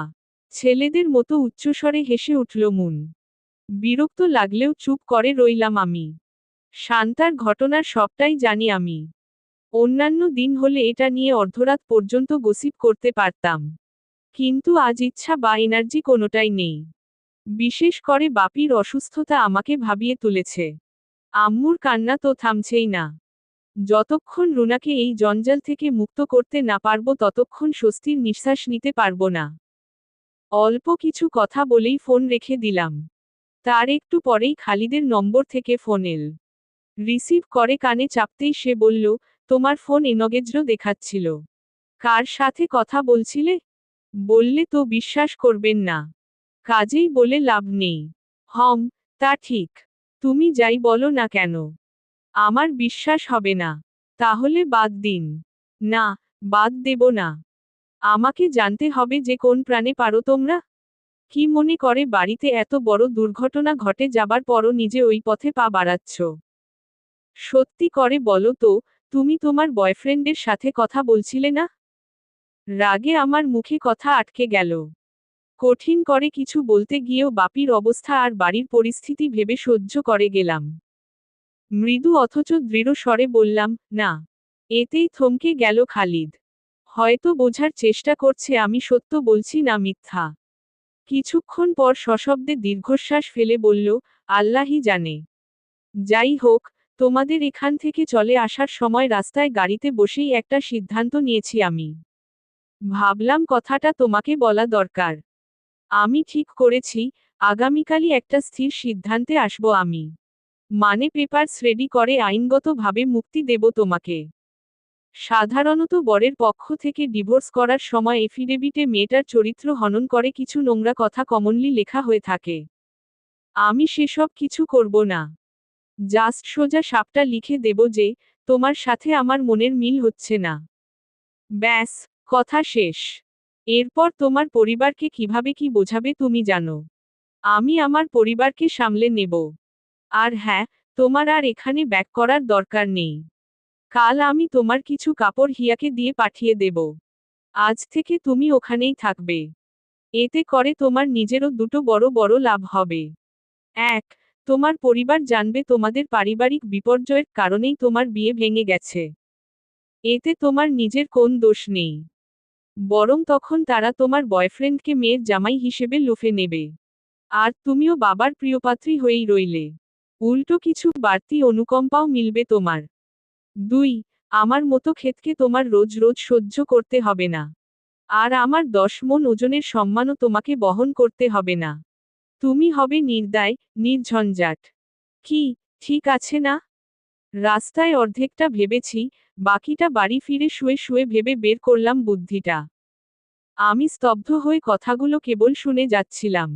এবার বললাম, আর আপনার বাসায় কি বলবেন? তারা তো আমার কথা জানতে চাইবে। সমস্যা নেই। তাদেরকে আপাতত কিছু বলার দরকার নেই। আম্মু জানে তোমার বোন রেজাল্ট খারাপ করার জন্য বিষ খেয়েছে। সে নিজেই বারবার বলছে, তোমার সেখানে কিছুদিন থাকা দরকার। সুযোগটা লুফে নিয়েছি আমি। ঘরে ফিরেই আম্মুকে সোজা বলে দিয়েছি যে তোমাকে 7-8 দিনের জন্য বাপের বাড়ি রেখে এসেছি। তোমার বোন আর বাবা দুজনই অসুস্থ। আম্মু রাজি। ওহ, আচ্ছা, ঠিক আছে, রাখি তাহলে, স্বাভাবিক গলায় বললাম আমি। অমনি খালিদের 1 মিনিট শব্দটা শুনে আবারও সচকিত হলাম। খালিদ এবার মৃদু স্বরে বলল, একটা সত্যি কথা বলি? আমি জবাব দিলাম না। খালিদ বলে গেল, বাহ্যত তোমার কাজটা দেখতে খারাপ হলেও ব্যক্তিগতভাবে আমি তোমার প্রতি অত্যন্ত কৃতজ্ঞ আনা। আমি এবারও কিছু বললাম না। বুঝতে চেষ্টা করছি খালিদের কথা কোন দিকে যাচ্ছে। খালিদের কণ্ঠস্বর ধীরে ধীরে কঠিন হয়ে যাচ্ছে। সে চাপা স্বরে বলল, অন্তত বাইরের বিষ যে তুমি আমার বংশে ঢুকিয়ে দাওনি বা আমার বংশধারাকে বিনষ্ট করনি সে জন্য তোমার প্রতি হাজারবার কৃতজ্ঞ আমি। আজকের দিনে কত শত নারী যে স্বামীর ছত্রছায়া থেকে এই কাজটা করছে তার জরিপ করলে পাগল হয়ে যেতে হবে। আল্লাহর হাজার শকর যে আমার কাঁধে পরের জোয়াল চাপেনি। অবিবাহিত থাকার সময় বিবাহিত বন্ধুদের মুখে ওদের খেদোক্তি শুনতাম। তারা অনেকেই তাদের স্ত্রীদের বিশ্বাস করত না। তখনও বিষয়টার ভয়াবহতা সেভাবে বুঝতাম না। আজ নিজের বেলায় সেটা মর্মে মর্মে উপলব্ধি করতে পারছি যে পরকীয়া কতটা নারকীয়। জীবনে এই প্রথম আজ নিজ হাতে ইসলামের অন্তত একটি বিধান কায়েম করার স্বাদ জাগছে মনে। যার নাম রজম। কোকিলারা। মোর্শেদা হোসেন রুবি। চতুর্থ পর্ব। গত 7 দিন হয় আমি আম্মুর বাসায় আছি। এর মধ্যে মাত্র 2 দিন ফোন করেছিল খালিদ। সেও কেবল বাপির কথা জানতে চেয়ে। আর একদিন এসে আমার কিছু কাপড় চোপড় দিয়ে গেছে। তারপর আর খবর নেই। পরদিন হিয়াকে দিয়ে আমার কাপড় পাঠানোর কথা থাকলেও সে নিজে এসেই নাকি আমার লাগেজ দিয়ে গেছে। তবে যখন সে এসেছিল তখন আমি ঘুমিয়েছিলাম বলে ডাকতে দেয়নি আমাকে। শুনে আমার কেন যেন মনে হয়েছিল সে আসলে আমার সাথে কথা বলতে চায়নি, নইলে যেচে এসেও চোরের মতো চলে যাওয়া কেন। এরপরে আরেকদিন ফোন দিলেও রুটিন ওয়ার্ক মাফিক কেবল বাপি আর আম্মুর খোঁজ খবরটুকুই নিয়েছে। আলাদা করে রুনার ব্যাপারে কিছু জানতে চায়নি। আমার ব্যাপারে তো নয়ই। যেন আমি ওর কেউ নই। ওর যাবতীয় সম্পর্ক বাপি আর আম্মুর সাথে। একবার বলতে খুব ইচ্ছে হয়েছিল, অত যে বাপি আম্মু করছেন। তাদের সাথে আপনার সম্পর্কের সূত্রকে? তারা আপনার কোন জনমের বাপমা শুনি? কিন্তু কিছুই বলিনি, কারণ আমার নিজের আচরণটাও ওর পরিবারের সাথে এমনই হয়ে আসছে। সেই বিয়ের পর থেকেই। বরং সে তুলনায় আমার পরিবারের ব্যাপারে খালিদের ব্যবহার যথেষ্ট সৌজন্যতামূলক। যেটা আমি খালিদের পরিবারের প্রতি সিকিভাগও দেখাইনি। আরও ভালো করে বলতে গেলে, দেখাবার প্রয়োজন বোধ করিনি। কারণ যে বাড়িতে থাকবই না সেখানে অহেতুক খাতির বাড়ানোর কোন যুক্তি আমি খুঁজে পাইনি। ফোন বাজছে। ডায়েরি সরিয়ে রেখে ফোন কানে চাপলাম। হাই দোস্ত। মুনের কণ্ঠস্বর। দীর্ঘশ্বাস ফেলে বললাম, ও তুই? রুনু কেমন আছে? এই তো। ভালোই। তবে প্রচুর ব্লিডিং হচ্ছে ওর। ওটা তো হবেই। একটু ভালো করে খাওয়া দাওয়া করা আর ঔষধগুলো ঠিকঠাক মতো খাওয়া। সেরে যাবে। তা না হয় বুঝলাম। কিন্তু একটা কথা বলতো। দেশে কি গাইনি ডাক্তারের আকাল পড়েছিল যে রুনাকে তোর ওই কসাই বেটির কাছে নিতে হলো? আমার তো যথেষ্ট সন্দেহ আছে ওই মহিলা গাইনোকোলজিস্ট কিনা। রাগ করব না ভেবেও রাগটা সামলাতে পারলাম না। রুনার এবরষণের দৃশ্য মনে পড়তেই সারা গা শিউরে উঠল আমার। জীবনে কোনোদিন কোন মেয়েকে এভাবে চিৎকার করতে শুনিনি আমি। এমনিতেও পরিবেশটা অস্বস্তিকর ছিল। তাই মুন শত বলার পরেও ভেতরে ঢুকিনি। আমাকে অস্বস্তি বোধ করতে দেখে শেষ পর্যন্ত মুন নিজেই ভেতরে গিয়েছিল রুনার সাথে। আর আমি বাইরে বসে সেই আর্তচিৎকারে থরথর করে কেঁপেছি। দৃশ্যটা দেখার সাহস তো ছিলই না, উল্টো সিদ্ধান্ত নিয়েই ফেললাম জীবনে আর যাই করি কোনোদিন এসব করাবো না। আমার কথার ধরনে মুন ওর চিরাচরিত পুরুষালী ভঙ্গিতে হেসে উঠে বলল, দোস্ত, তুই আসলেই এখনো যথেষ্ট ম্যাচিওরড হোসনি। এগুলো এখন 1-2র ব্যাপার। আর গাইনোকোলজিস্ট দেখাতে গেলে উনি 10টা কারণ জানতে চাইবে তারপর সোজা মানা করে দেবে। এমনিতেই এদেশে গর্ভপাত অবৈধ। কাজেই এসব কাজের জন্য রানু খালাম্মা বেস্ট। তাছাড়া রুনাকে তো আর তিস্তার মতো 2 বালতি কাপড় ধুতে হচ্ছে না। যে ট্যাবলেট দিয়েছে ওতেই সব ক্লিয়ার হয়ে যাবে। শুনে আমি অবাক হয়ে বললাম, তিস্তাকে? সুমিতের স্ত্রী? সুমিত আবার কে? আহ, সমরেশদার উপন্যাসের একটা চরিত্র।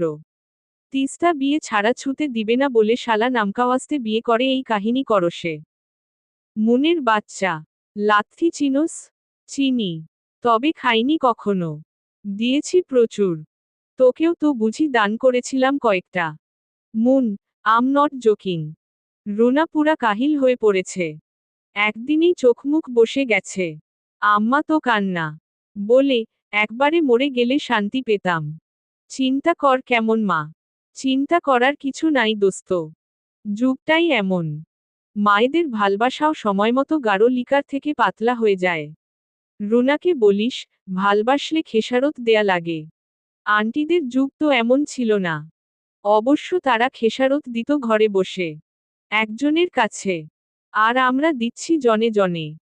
পরিস্থিতি পুরা উল্টা। তোর লেকচার বন্ধ কর তো। লেকচার শুনতে অসহ্য লাগে। খেসারত দিলে দুজন দেবে। একজন কেন দেবে? কিছু করার নাই। আল্লাহ আমগরে বানাইছেই এমন কইরা। এই কারণেই আল্লাহর সাথে আমার আড়ি। আমার নিজেরও জানতে ইচ্ছা করে, কেন আমাদেরকেই সব খেসারত দিতে হবে। এটা জানতে হলে তোকে আগে মরতে হবে। কারণ এর উত্তর আমি নিজেও জানি না।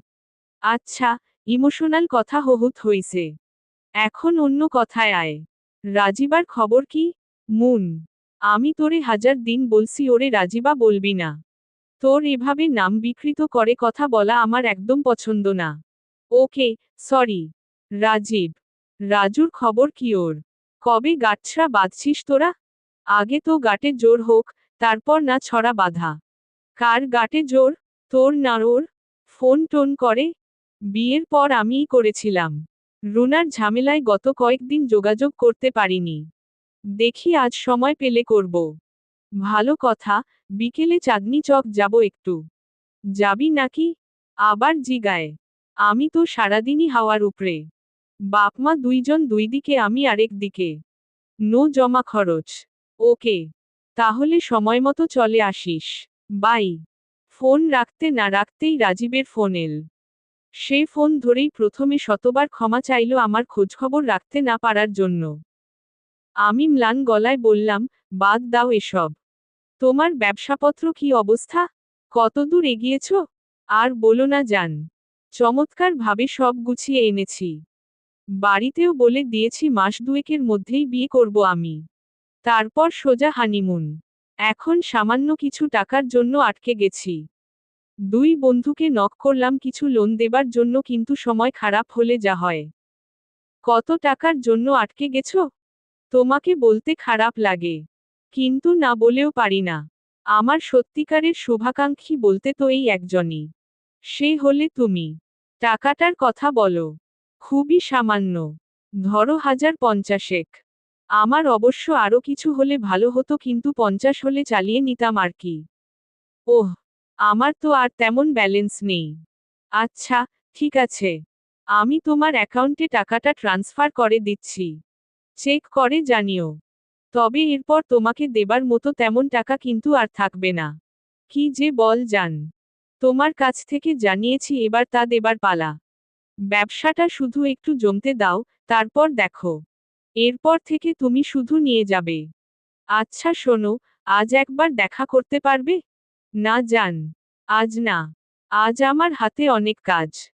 মরবো যে সেই সময়ও নেই। ফোন রেখে রুনার কাছে এলাম। সে বসে বসে স্যুপ খাচ্ছে। হেনা বসে আছে ওর সামনে। গুনগুন করে কি যেন বলছে। আমাকে দেখেই থেমে গেল। কাছে গিয়ে বললাম, হেনা তুই একটু বাইরে যা। বলার ভঙ্গিতে বড়বোন মার্কা একটা দাপট তো ছিলই। আরও কিছু হয়তো ছিল, যার কারণে হেনা ভীত চোখে আমাকে একবার দেখেই বেরিয়ে গেল। রুনাও গুটিয়ে গেল খানিকটা। আমি ওর সামনে গিয়ে বসলাম। কি অবস্থা এখন?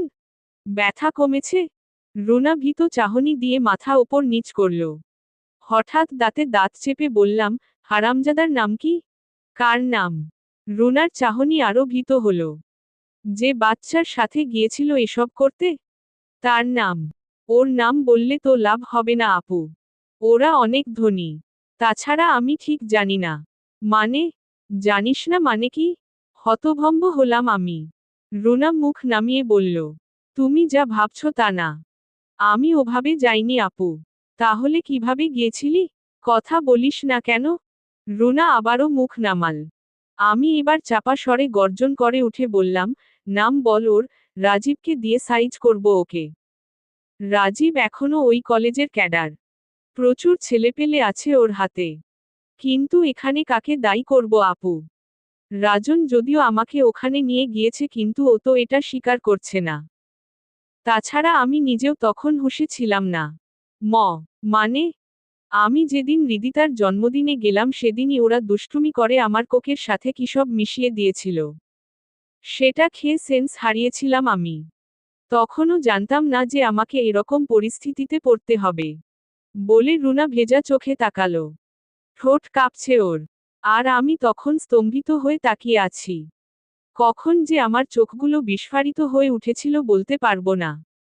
ঘোর যখন কাটল তখন দেখলাম, আমার প্রচণ্ড চড়ে রুনার হাতে ধরা বাটিটা ঠোঁটে লেগে মুহূর্তেই ঠোঁটের কোণা ফুলে গেছে আর সমস্ত স্যুপ গড়িয়ে ওর জামার ওপর।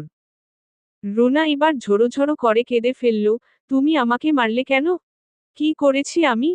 কি করেছিস মানে? কেন গেলি ওই বাটপারের সাথে? নিশ্চয়ই এটা ওর চাল ছিল। ও যে বাটপার তা তো আমি জানতাম না। তোমরাও তো রাজনকে চিনতে।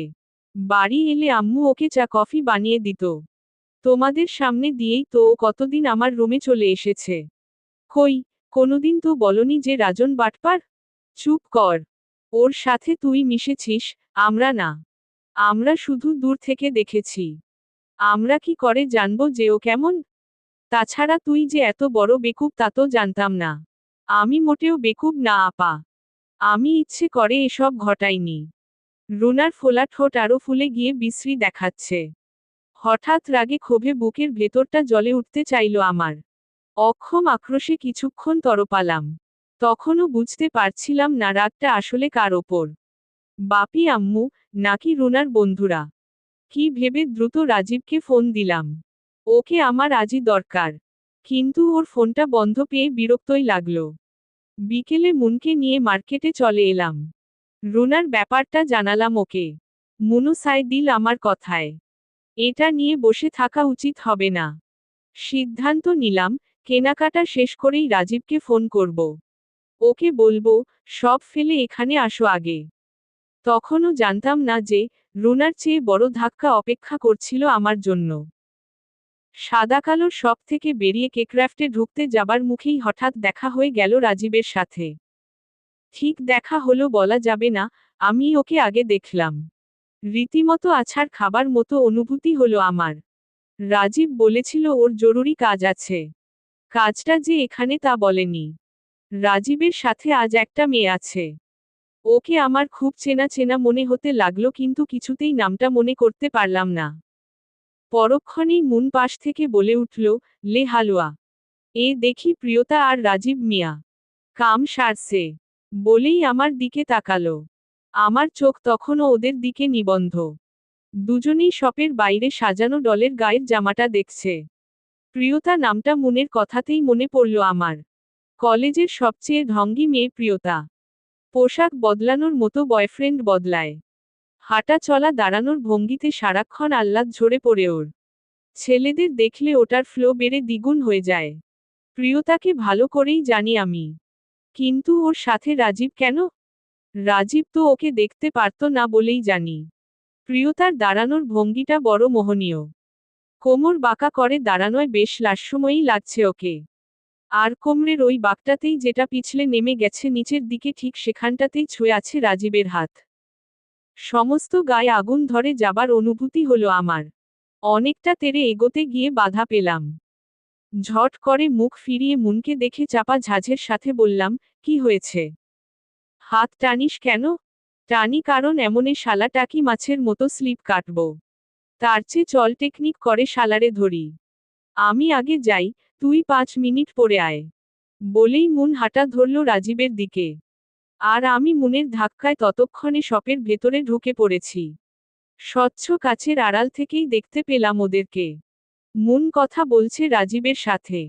রাজীব ততক্ষণে প্রিয়তার কোমর ছেড়ে ব্যাগ সামলাতে ব্যস্ত। মুনের কথা মতো ঠিক 5 মিনিট পর ওদের মুখোমুখি হলাম। রাজীবের অবস্থা দেখে মনে হলো সে যেন সদ্য ভূমিষ্ঠ একটা নিষ্পাপ শিশু। পার্থক্য এই সদ্যজাত শিশু কাঁদে আর রাজীব স্টাক মেরে গেছে। এই সময় সাধারণত চাপড় মেরে শিশুকে কাঁদাতে হয়। নিয়ম মেনে শরীরের সমস্ত শক্তি দিয়ে প্রবল চর কষালাম ওর গালে। রাজীব কাঁদল না বটে, কিন্তু বেশ বেসামাল হয়ে গেল। হাত থেকে ছিটকে পড়ে গেল ব্যাগগুলো। কিছু লোকজনও জড়ো হয়ে গেল মুহূর্তে। হিসিয়ে উঠে বললাম, আমি যখন বললাম আজ দেখা করো, তখন বললি যে জরুরি কাজ আছে। এটাই তোর সেই জরুরি কাজ? আমার টাকায় ব্যবসা ফেদে এখন ফুর্তি করা হচ্ছে, তাই না? প্রথমটায় হকচকিয়ে গেলেও মুহূর্তেই নিজেকে সামলে নিল রাজীব। পরক্ষণেই সে যা করল তার জন্য মোটেও প্রস্তুত ছিলাম না আমি। কোকিলারা। মোর্শেদা হোসেন রবি। 5 পর্ব। হুড়োহুড়ির এক পর্যায়ে প্রবল চরে ভূপাতিত হবার সময়ও আমি বুঝিনি যে ওটা রাজীবের দেয়া আঘাত ছিল। সেই রাজীব যে কলেজ চত্বরে আমাকে নিজের বুক দিয়ে আগলে রাখত। যার কারণে কলেজের বাকি ক্যাডাররা সাহস পেত না আমাকে টিজ বা প্রপোজ করতে। যার কারণে আমি রেগিং এর নোংরামি থেকে বেঁচে গিয়েছি। যে রাজীব আমাকে আমার বিয়ের পরেও আপন করে নিতে চেয়েছিল। সেই রাজীবের আজ এমন রূপ দেখব কশ্চিনকালেও আশা করিনি আমি। প্রবল ইচ্ছে হলো ছুটে গিয়ে ওর কলার ধরে ঝাঁকি দিয়ে বলি যে কতটা বিশ্বাস করতাম আমি ওকে। কিন্তু পারলাম না। একটু আগে ওর কড়া চরের আঘাতটা মরিটবাটার মতো জ্বলুনি তুলেছে আমার গাল আর কান জুড়ে। অপমানের জ্বলুনি তো আলাদা। ততক্ষণে রাজীব রওনা দিয়েছে প্রিয়তার হাত ধরে। চলে যাবার আগে আমাকে উদ্দেশ্য করে মুনকে বলেছে, তোর বান্ধবীরে বলে দে, আমাকে ঘাটালে ফল ভালো হবে না। পরে ওকেই পস্তাতে হবে। খামোকা ঝামেলা যেন না করে। ও ঝামেলা করলে আমিও ঝামেলা করব। নয়তো আজকেই সব দাইন্ড। বাঁকা হাসি দিয়ে শেষবারের মতো আমার দিকে তাকালো রাজীব। আর ওর টাকা, যেটা তুই নিছস ওর থেকে? মুনু ছাড়ার পাত্রী না। সেও সরাসরি প্রশ্ন করে বসল। তবে মুনের এই প্রশ্নে রাজীব মোটেও ঘাবড়াল না। সে তীব্র তাচ্ছিল্যের দৃষ্টিতে আমাকে একবার দেখে নিয়ে বলল, ওর কাছ থেকে কোন টাকা নেইনি আমি। তারপরেও তোর বান্ধবী যদি এটা প্রমাণ করতে পারে যে ওর কাছ থেকে একানা পয়সাও নিয়েছি, তাহলে যা, কেস করে দে। কোর্টে গিয়ে প্রমাণ কর যে আনার কাছ থেকে টাকা নিয়েছি আমি। তখন সেটা ফেস করব। এর আগে টাকা নিয়ে একটা কথাও শুনবো না আমি। উল্টো ওর কাছে পাই আমি। এখন যা, প্রমাণ নিতে করতে যা। থানা পুলিশ কর। 2-4 জোড়া জুতা ক্ষয় কর, তারপর টাকা চাইতে আসিস। রাজীবের চেহারায় এক অন্যরকম দৃঢ়তা। প্রিয়তা এতক্ষণ চুপ ছিল। এবার সেও তার নেশাতুর কণ্ঠে বলে উঠল, আমার তো মনে হয় রাজীবই অনেক টাকা নষ্ট করেছে আনার পেছনে। এবং এটা পুরো কলেজ জানে। কি মনে হয়, মুন? এটা কি মিথ্যে? মুন তাতিয়ে উঠে জবাব দিতে শুরু করলেও আমি সরে এলাম দৃশ্যপট থেকে। দাঁড়িয়ে দাঁড়িয়ে ওদের তর্ক শোনার আগ্রহ মরে গেছে আমার। ইতোমধ্যে রাজীবের চরের কারণে কানের ঝা ঝা শব্দটা এখন ভো ভোতে রূপান্তরিত হয়েছে। কানটা ভেতরে ব্যথা করছে বলেও মনে হলো। দ্রুত পায়ে সরে বেরিয়ে এলাম ওখান থেকে। আজ নিজেকে রুনার চেয়েও বেশি অপমানিত মনে হচ্ছে আমার। রুনাকে যেভাবে শারীরিকভাবে অপদস্থ করা হয়েছে তেমন করেই যেন আজ আমাকেও অপদস্থ করা হলো আর্থিক আর মানসিকভাবে। আমাকে এলোমেলো পায়ে বেরিয়ে যেতে দেখে মুন দৌড়ে আমার পিছু নিল। আমি ততক্ষণে মার্কেটের বাইরে। অনেকেই তাকিয়ে দেখছে আমাকে। একটু আগের ঘটনায় ছোটখাটো জটলা পাকিয়ে যাওয়ায় লোকজনের কৌতূহল কেন্দ্রবিন্দু এখন আমি। ঠিক লজ্জায় না হলেও রাজীবের দ্বারা আরও বেশি অপদস্থ না হবার মানসেই সরে আসা। রাস্তায় ফুটপাতে নামার পরই মুনকে পাশে পেলাম। ও রেগে আছে আমার উপর। তুই চলে এলি কেন? হারামিটাকে একটা উচিত শিক্ষা দেবার দরকার ছিল। আমি ঝাপসা চোখে তাকিয়ে কোনোমতে বললাম, নিজের শিক্ষাটাই আগে হজম করি। ওখানে দাঁড়িয়ে থেকে তেমন একটা লাভ হতো না মুন। রাজীব আমাকে আরো বেশি অপমান করার সুযোগ পেত। আর তোর টাকাগুলো? ছেড়ে দিবি? অতগুলো টাকা? 2.5 লাখ। শান্ত ভঙ্গিতে কথাটা বলেই চারিদিক তাকিয়ে রিকশা খুঁজলাম আমি। যেন শব্দটা আড়াইশ ছিল। মুন হতভম্ব হয়ে আমাকে দেখল বার কয়েক। বলল, শালা, তোর বয়ফ্রেন্ডের কি কপাল! এর চেয়ে আমাকেই দিতি। ক্লান্ত স্বরে বললাম, প্লিজ, এখানে দাঁড়িয়ে কথা বলতে একদম ভালো লাগছে না। টাকার চেয়ে বেশি যেটা গেছে সেটার দাম আরো বেশি। তুই আমাকে বাড়ি নিয়ে চল মুন, প্লিজ। আমি আর দাঁড়িয়ে থাকতে পারছি না। মুন আমার মানসিক অবস্থা বুঝতে পেরে আর কোন তর্কে গেল না।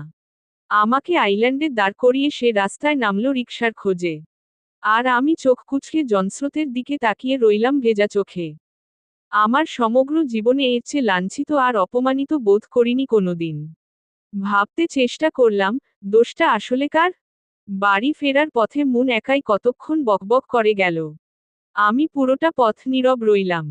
ভেবে কোন কিনারা পাচ্ছিলাম না। জানি না এর পরবর্তী পদক্ষেপ কি নেব। এক মন প্রবল আক্রোশে হুঙ্কার দিয়ে উঠছে আর বলছে রাজীবকে এভাবে ছেড়ে দেয়া উচিত হবে না।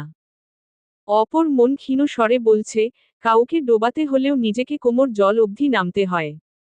বাড়িতে বাপির যা অবস্থা, তার উপর রুনার সাথে ঘটে যাওয়া ঝামেলার এখনো কোন সুরাহা হয়নি। আমি নিজেও শ্বশুরবাড়ি থেকে বিতাড়িত। যদিও ব্যাপারটা এখনো ধামাচাপা পর্যায়ে আছে, কিন্তু খালিদ নিশ্চয়ই বেশিদিন চুপ করে থাকবে না। সে নিশ্চয়ই বিষয়টা সামনে আনবে বা আনতে বাধ্য হবে। তখন যে পরিস্থিতিটা তৈরি হবে সেটা সামাল দেয়া আমার জন্য সহজ হবে না। অজান্তেই বর্ষর দীর্ঘশ্বাস পড়ল আমার। নিতান্ত অনিচ্ছা সত্ত্বেও মনকে বোঝাতে বাধ্য হলাম, আমার এখন কোনোরকম বাড়াবাড়ি না করাই উচিত হবে। আপাতত পরিস্থিতি নিয়ন্ত্রণে না আসা পর্যন্ত চুপ থাকাই হবে বুদ্ধিমানের কাজ। কিন্তু মনকে শান্ত করে কে? সে বকবক করতেই লাগল, শালারা, এভাবেই আমাদের রক্ত চুষে খায়। আমরাই ওদের সুযোগ করে দেই। কতগুলো টাকা! আমার নিজেরই তো আফসোস লাগছে। আমি কোন জবাব দিলাম না। মুন আমার দিকে তাকিয়ে বলল, মাথায় ঘোমটা দে। গলা ঢাক। তোর বয়ফ্রেন্ডের ভালোবাসার চিহ্ন দেখা যাচ্ছে।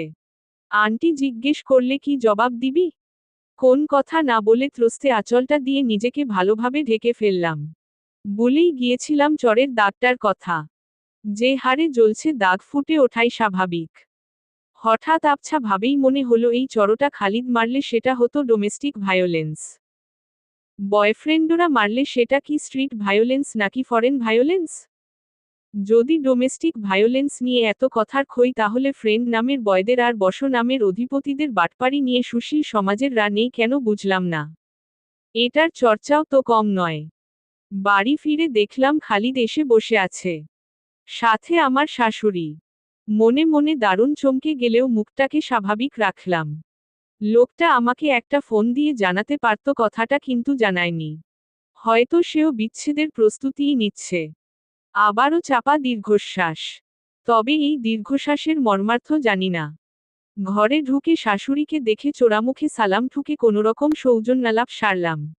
তারপর ফ্রেশ হবার কথা বলে ভেতরে চলে এলাম। খালিদ একনজর আমাকে দেখল শুধু, তারপরই মুখ নামিয়ে নিল। নিজের কাছেই খারাপ লাগলো ব্যাপারটা।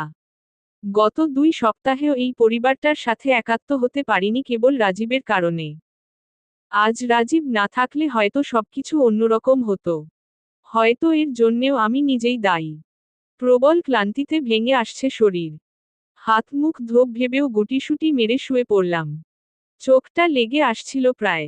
অমনিই টের পেলাম আমার রুমের দরজায় টোকা দিচ্ছে কেউ। মন বলল ওটা খালিদ। দ্রুত বিছানা ছেড়ে এগিয়ে গিয়ে পর্দা সরালাম। ওহ, আপনি? ভেবেছিলাম আজও ওখান থেকেই বিদায় নেবেন।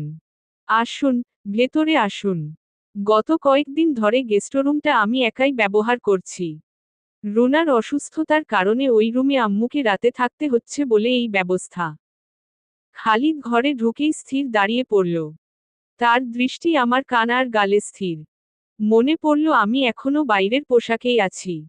শোবার সময় ঘোমটা সরিয়ে ফেলেছিলাম।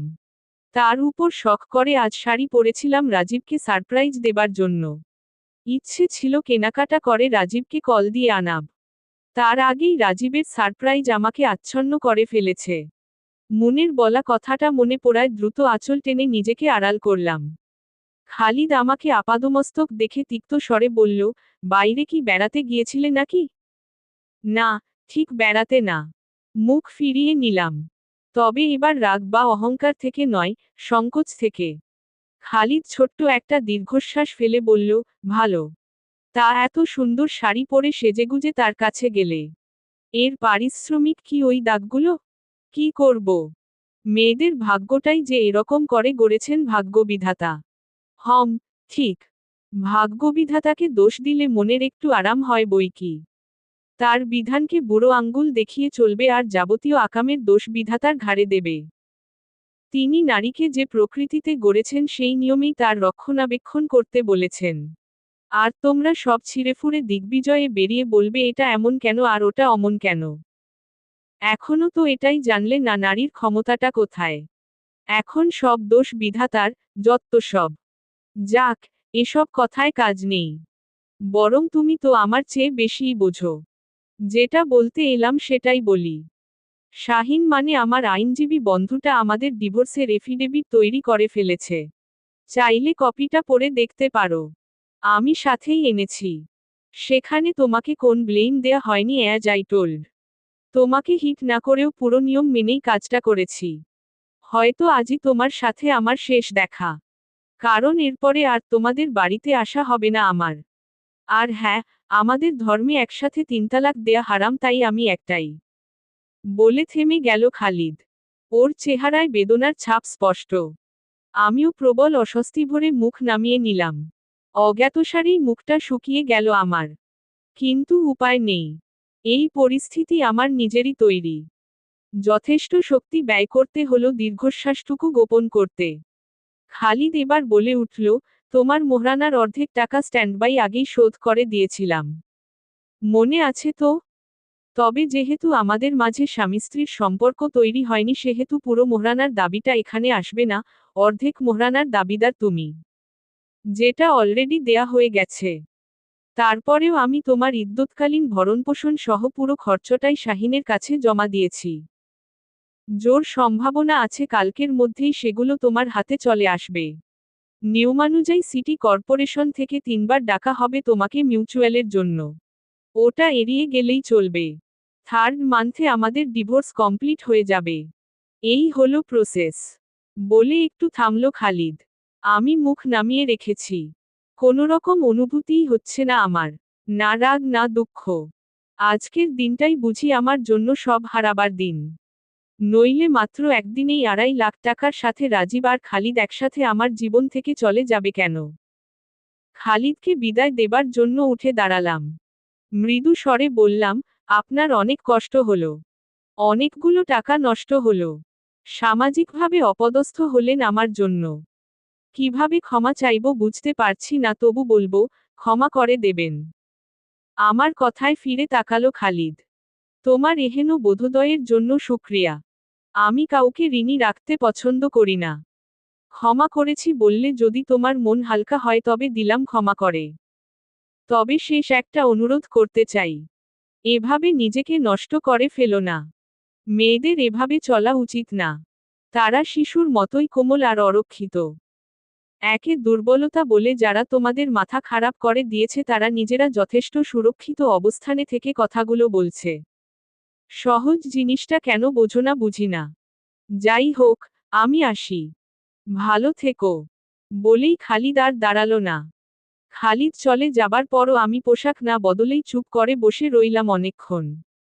অনুভূতিরা সব বিবশ হয়ে আছে। কারো কোন রা নেই। নিজেকে মানুষ কম পাথর মনে হচ্ছে বেশি। এখনো চোখের সামনে রাজীব প্রিয়তা আর মার্কেটের ফ্লোরে গড়াগড়ি খাওয়া আনা নামের মেয়েটার অপমানিত মুখটা ভাসছে। রাতে শুতে যাবার আগে বাপির ঘরে এলাম। আম্মুর কাছেই শুনলাম বাপির অসুস্থতা আরও বেড়েছে। আজও তার প্রেশার হাই ছিল। এবার যেন তার অসুস্থতা যাবার নামই নিচ্ছে না। জানি না, আমার বিচ্ছেদের খবরে তার প্রতিক্রিয়া কি হবে।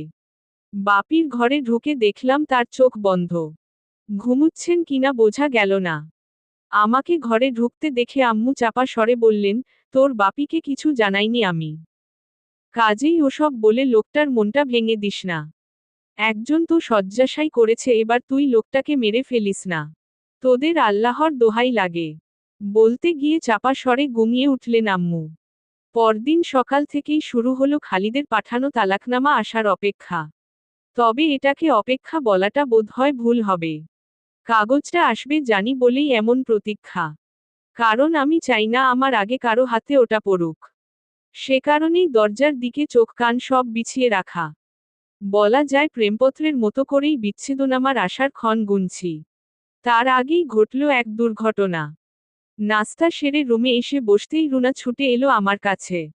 ওর উদ্ভ্রান্তের মতো চেহারা দেখে ভয়ই পেলাম। ব্যস্ত ভঙ্গিতে উঠে দাঁড়ালাম। কি রে, কি হয়েছে? আপি, আপি, রাজন আমার ছবিগুলো নেটে ভাইরাল করে দিয়েছে রে আপি। এই দেখ, বলে আমার হাতে মোবাইল ধরিয়ে দিয়েই দু হাতে মুখ ঢেকে কেঁদে উঠল রুনা। আমি মোবাইলের দিকে তাকিয়ে স্তম্ভিত হয়ে গেলাম। সমস্ত শরীরে গা গোলানো একটা অনুভূতি। ঝট করে রুনার দিকে তাকালাম। রাজন হঠাৎ এসব কেন করল? জানি না। রুনা চোখ সরিয়ে নিল। জানিস না নাকি বলবি না? রুনার কাঁধ চেপে ধরে বললাম, মিথ্যে বলবি না। সে কি বলেছে বল। প্রয়োজনে পুলিশকে জানাবো আমি। এটা অবশ্যই একটা সাইবার ক্রাইম। ওকে জেলের ভাত খাওয়াব আমি। আমার কণ্ঠের দৃঢ়তা রুনাকে স্পর্শ করল। বয়স কম বলেই হোক বা অপরিপক্ক মানসিকতা থেকে সে নিজের দুর্বলতার কথা প্রকাশ করে দিল আমাকে। জানালো সে রাজনকে মনেপ্রাণে বিশ্বাস করে বলে বাথরুমেই মোবাইল নিয়ে যেত আর নিজের সেলফি পাঠাতো রাজনের ফরমাইশ মোতাবেক। কথাটা শোনার পর নিজের কানকে বিশ্বাস হচ্ছিল না যে একটা মেয়ে কি করে এতটা বোকা হতে পারে। পরক্ষণেই মনে হলো, না, এটাকে পুরোপুরি বোকামি বলা যাবে না। এটাকে অবদমিত প্রেষণার বহিঃপ্রকাশও বলা যেতে পারে। যার হাতেখড়ি একটা ছোট্ট চটি গল্প দিয়েই শুরু হয়। আমি নিজেও নারী পুরুষের একান্ত মুহূর্তের উন্মুক্ত ছবিটা চটি গল্পের শব্দগুলো দিয়েই সাজাতে শিখেছি। যার হাতে দামি অ্যান্ড্রয়েড নেই সেও বাটন সেটে গল্প পড়তে পারে। পর্নোসাইটগুলো যদি ভালগারিটির কলেজ হয়ে থাকে তাহলে চটি গল্প এটার প্রাইমারি স্কুল। উত্তেজনার হাতেখড়ি এসব গল্প থেকেই পায় অপরিণত মনের কিশোর কিশোরীর দল। তারপর একটু একটু করে আগাতে থাকে নীল ছবির দিকে। কিন্তু বুঝোটা পড়ে এলেও আর শোধরানোর উপায় থাকে না। যেমন আজ আমার নেই। জীবনের 5টা বছর নষ্ট করেছি এসবের পেছনে। ক্লাস 7 থেকে গল্প পড়ার অভ্যাস। 9-এ এসে মুনের সাথে পরিচয়। ক্লাস 10-এর গোড়ার দিকে ঘনিষ্ঠতা বাড়লে মুন আমাকে সন্ধান দিয়েছিল এক অন্যরকম গল্পের। ওগুলো পড়ার পর সাধারণ গল্পগুলো বিষাদ ঠেকত। কলেজে উঠেই প্রেমে পড়ে গেলাম রাজীবের। 2 বছর ওর পেছনে সময় দিয়ে আজ সময় আমার প্রতিকূলে। প্রতিবারের মতো এবারও প্রশ্ন জাগল, এর জন্য দায়ী কে? রাষ্ট্র, সমাজ, স্কুল নাকি আমি নিজে? প্রবল আক্রোশে রুনাকে কিছু বলতে যাব তার আগেই হন্তদন্ত হয়ে আম্মু এলেন আমাদের কাছে। অস্থির ভঙ্গিতে ডাকলেন আমাকে। এই আনা, একটু এদিকে আয় তো। কি হয়েছে? তোর ইয়াজুদ্দিন চাচা এসব কি বলছে? তোর বাবাকে উল্টাপাল্টা কথা শোনাচ্ছে আর এ মাসের মধ্যেই বাড়ি ছাড়তে বলছে। দ্রুত পায়ে আম্মুর ঘরে চলে এলাম। কথা সত্যি। আব্বুর সামনেই উত্তেজিত স্বরে কথা শোনাচ্ছেন আমাদের বাড়িওয়ালা ইয়াজিদ্দিন চাচা। তার মুখে একটা কথাই বারবার শোনা গেল, আমাদেরও তো মানসম্মান আছে। তার একটু পরেই চাচিও এলেন আমাদের বাসায়। তিনি এর আগেও মাঝেমধ্যেই ভাড়া নিতে আসতেন। এমনিতে চাচি সবসময়ই হাসিখুশি মেজাজের। আজ তার মুখ বেশ গম্ভীর। চাচি এবার সরাসরি আম্মুর সামনে একটা মোবাইল ধরিয়ে দিয়ে বললেন, এসব কি আপা? আপনিই বলেন এসব কোন ভদ্র মেয়েরা করে? আম্মু প্রথমটায় বুঝতে না পেরে ভালো করে দেখার চেষ্টা করতেই আমি ছো মেরে মোবাইলটা তার হাত থেকে নিয়ে নিলাম। চাচিকে কিছু বলতে যাবার আগেই ধূপ শব্দে তাকিয়ে দেখলাম আম্মু মাটিতে পড়ে গেছে। চাচিকে আর কিছু বলা হলো না কারণ আম্মু অজ্ঞান হয়ে গেছে। এর ঠিক 1 ঘন্টার মাথায় বাপি স্ট্রোক করলেন। মাথায় বাজ পড়ার অনুভূতি হলো আমাদের 3 বোনের। বাপিকে হাসপাতালে নেবার সুযোগও পেলাম না তার আগেই স্থানীয় ডাক্তার জানালেন, বাপি নেই। পাড়ার অতি উৎসাহী ছেলেরা তবু বাপিকে স্থানীয় মেডিকেল থেকে চেকআপ করিয়ে আনলো তার ডেথ কনফার্ম করার জন্য। দুপুরের মধ্যেই পুরো বাড়ি ভরে গেল আত্মীয় স্বজনে। কারো জীবনে যেন এত খারাপ পরিস্থিতি না আসে। প্রেতাত্মার মতো পুরো বাড়ি ঘুরে বেড়াচ্ছি আর সবার বিষ মাখানো কথাবার্তা শুনছি। ওদের কথার ভঙ্গিতে মনে হচ্ছিল আমি ওখানে উপস্থিত নেই। এতটাই নির্বিকার তারা। সারা দুপুর ভরে শুনতে লাগলাম, যে বাবা তার কন্যাদের সঠিক পথে চালাতে না পারে সে বাবা জাহান্নামী। আমার বাবা তার নিজের জন্য 3টা জাহান্নাম রচনা করে গেছেন। অথচ একটি কন্যা সন্তান থাকা মানে একটি জান্নাতের মালিক হওয়া। তথ্যটা আমার জন্য নতুন। এরপর সবাই মিলে রুনাকে গণহারে মন্দ বলার প্রতিযোগিতায় নামল। ওসব দেখে রুনা সেই যে ওর ঘরের খিল দিয়েছে আর খোলার নাম নেই। তবে মন্দের ভালো হিসেবে আমাকে সবাই এর বাইরে রাখল। উপস্থিত লোকজন উল্টো আমাকে সান্ত্বনা দিতে লাগল। তাদের সান্ত্বনা বাক্যে একটা কথাই বারবার উঠে আসছিল, তুমি হলে বড়। বলতে গেলে তুমি এবার ওদের মা। তুমি তো এখনকার সময়টাকে জানো। এবার ছোট বোনটাকে সামলাও। মেজটা তো বরবাদির লাইনে চলেই গেছে। ছোটটা যেন না যায় সেদিকে খেয়াল রেখো। শুনলাম, তোমার শ্বশুরবাড়ি নাকি খুবই ভালো। যাক, তবু তো তোমার একটা ভালো গতি করে যেতে পেরেছে তোমার বাবা। আহারে, মেজ মেয়ের এসব অপকর্ম লোকটা সহ্য করতে পারল না। দেখো, তোমার শ্বশুরবাড়িতে আবার কি বলে। এসব দেখলে তো তারাও তোমাকে রাখবে বলে মনে হয় না।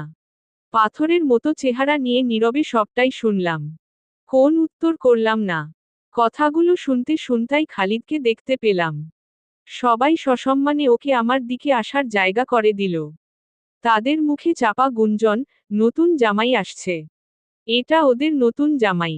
গত মাসেই তো বিয়ে হলো। দেখ, কোনদিন লাথি মেরে বিদায় করে দেয়। যে কাণ্ড বোনটা ঘটালো এরপর কি আর বড় বোনকে রাখবে। আমার দিকে তাকিয়ে চোখের ইশারায় ভেতরের ঘরে ডাকলো খালিদ। বুকটা ছাদ করে উঠল আমার। সেও কি আজই সবার সামনে আমাকে তালাকনামা ধরিয়ে দিতে এসেছে? আড়াল হতেই তাকে ফ্যাসফিসে কণ্ঠে বললাম, একটা অনুরোধ রাখবেন? কাগজটা আজই দেবেন না প্লিজ। আমি চাই না আজই সবাই এখনই জানুক। ডিভোর্স তো দেবেনই বা দিয়েছেনও। দুদিন পরে হলে তো ক্ষতি নেই, তাই না? খালিদ কোন জবাব দিল না। নিঃশব্দে আমার দিকে কয়েক সেকেন্ড তাকিয়ে থেকে বলল, না, ক্ষতি কি? আমি ফোনে বাপির সংবাদটা পেয়ে না এসে থাকতে পারলাম না। লোকটা এখনো আমার শ্বশুর। এটা তার হক যে আমি তার জানাজায় শরিক হব। এরপরে আর কথা এগোলো না। তবে পরবর্তী কার্যক্রমগুলো একটার পর একটা ঘটে যেতে লাগলো। ঘরের ভেতরে বসেই টের পেলাম কাজগুলো খালিদের। খালিদকে দেখার পর অনেকেরই জবানে তালা পড়ে গেছে। এই রহস্যের ভেদ উন্মোচন করতে আরও কত বছর যাবে আমার জানি না। সকাল থেকেই আজ ডায়েরি লেখার নেশা পেয়েছে আমাকে। লিখছি তো লিখছি। কখন বেলা গড়িয়ে বিকেল হয়ে গেছে টেরই পাইনি। আসরের আজান শুনে বোধোদয় হলো। চুলায় চায়ের পানি চড়াতে হবে। একটু পরেই সব চাখরেরা হাজির হবে। চায়ের পানি চড়িয়ে অনুচ্চ স্বরে আব্রু আর হায়াকে ডাকলাম। বলার সাথে সাথেই ওরা চলে এলো। দুজনকে তাদের রুটিন ওয়ার্ক কাজগুলো ঠিকমতো করেছে কিনা জিজ্ঞেস করে হেনার রুমে চলে এলাম। ওর টেবিলে দুধের গ্লাস রেখে বললাম, তোর পরীক্ষা কেমন হলো রে? আলহামদুলিল্লাহ, ভালো। ভাইয়া কি চলে গেছে? না, চা খেয়ে যাবে। বলতে বলতেই ডাক পড়ল আমার। আনা। উনি আমাকে এভাবেই ডাকেন। ঠিক প্রথম দিনের মতো করেই। টানা টানা সুরে। প্রতিবারই বুকের ভেতর ভ্রমরের গুঞ্জন তুলে ডাকটা। ছটফটে পায়ে বেরিয়ে এলাম। অভ্যস্ত হাতে চা বানিয়ে তার সামনে রাখলাম। ভারী স্বরে বললেন, চশমা কই আমার? শুনে ফিক করে হেসে নিজের চোখের দিকে দেখালাম, এই যে। এটা পরে আমি লিখছিলাম। অক্ষরগুলো ঝাপসা লাগে আজকাল। ভাবলাম তোমার চশমা দিয়ে ট্রাই করি। বেশ পরিষ্কার দেখা যায় জানো? চোখটাকে নষ্ট করার শখ হয়েছে, তাই না? ডাক্তারের কাছে গেলেই পারো। বলেই তিনি আমার দিকে তাকালে আমি নিজের চোখ থেকে চশমাটা খুলে আঁচলে মুছে তার চোখে তুলে দিলাম। তিনি সেটা চোখে দিয়ে আমার লেখার টেবিলের দিকে তাকালেন, কেন লেখো এসব? কে পড়বে? আমার নাতি নাতনিরা পড়বে। হাসলাম আমি। কোনো দরকার আছে? এক জীবনে ওরকম ভুল কমবেশি আমাদের সবারই আছে। এটা জনে জনে গেয়ে বেড়ানোর দরকার নেই। তোমার ছোট মেয়েকে ডাকো। ভদ্রমহিলা আজ আমার সাথে রাগ করেছেন। ওর মান ভাঙানো দরকার। মুচকি হেসে আমার সর্বকনিষ্ঠা কন্যা গহনাকে ডাকলাম। তিনি এলেন। ছোট ছোট পায়ে। অভিমানাহত ভঙ্গিতে। বয়সের তুলনায় তার ভারিক কি মাঝে মধ্যে বাপকেও টপকে যায়। অথচ মেয়েটার বয়স মাত্র ৩। তবে সবচেয়ে ভালো যে ব্যাপারটা সেটা হলো আমার ৩টা মেয়েই তাদের বাবার স্বভাব পেয়েছে। একাধারে হাসি খুশি আবার গম্ভীর। মেজাজটা আবার আমার কাছ থেকে পেয়েছে। আমি মনে করি মেয়েদের একটু আধটু মেজাজের দরকার আছে। একেবারে ডাল ভাত হলে আবার সমস্যা। সুযোগ সন্ধানীরা সুযোগ নিতে সাহস পেয়ে যায়। তবে আমার ৩ মেয়ের বেলায় সেই সুযোগ আমি রাখিনি। তাদের চারপাশে আমি গড়ে দিয়েছি অদৃশ্য দেয়াল। চাইলেই ওদের কাছে পৌঁছানো অত সহজ হয় না। প্রয়োজনের তাগিদেই আমি আজ বড় কঠোর। তার উপর বাড়তি দায়িত্ব হিসেবে আম্মু আর হেনা তো আছেই। বাপি বাবা মারা যাবার পর থেকেই আম্মু শয্যাশায়ী। শরীরের একপাশ তার প্যারালাইজড। আর হেনাকে পথে আনতে খুব বেশি কসরত করতে হয়নি। বাপির মৃত্যু আর রুনার সুইসাইড ওর জন্য একটা বড় ধাক্কা ছিল। পরবর্তী পরিস্থিতি সামলে নেবার জন্য আমি তো ছিলামই। সব দুঃখই একদিন সয় আসে। হেনারও এসেছিল। ওরই মধ্যে একদিন দেখি, কম্বলের তলায় আলো। নিজের অভিজ্ঞতা থেকে জানি ওভাবে লুকিয়ে মানুষ কখন গল্প পড়ে। যে গল্পটা সবার সামনে পড়া যায় না ওটা আর গল্প থাকে না, অন্য কিছু হয়ে যায়। আচমকা কম্বল সরিয়ে টান মেরে মোবাইল নিয়ে দেখলাম সেই সস্তা গল্প, যেগুলো লেখার জন্য কোন প্রতিভার দরকার হয় না। আছাড় মেরে সেদিনই ওর মোবাইল ভাঙ্গি আমি। চড় চাপড় তেমন দিতে পারিনি কারণ হাতে পায়ে বড় হয়ে গেছে। তারপরেও আমাকে কঠোর হতে হয়েছে। যার ফলশ্রুতিতে হেনা আজ বুয়েটের ছাত্রী। ওকে আমি মনের মতো বন্ধু গড়তে দেইনি যার ঠাঁই আজ কোথাও হয়নি। না ঘরে না বাইরে। বিগত যৌবনা মন এখন যৌবনে কজনের মুন্ডু চিবিয়ে খেয়েছে সেই হিসেব কষে বসে বসে। আক্ষরিক অর্থেই আমি এখন বাড়ির বড় মেয়ের ভূমিকায়। একই সাথে খালিদের বাড়ির বউ। তবে পথটা মসৃণ ছিল না আমার জন্য। খালিদের পরিবার আমার মতো অজাতকে মেনে নিতে চায়নি।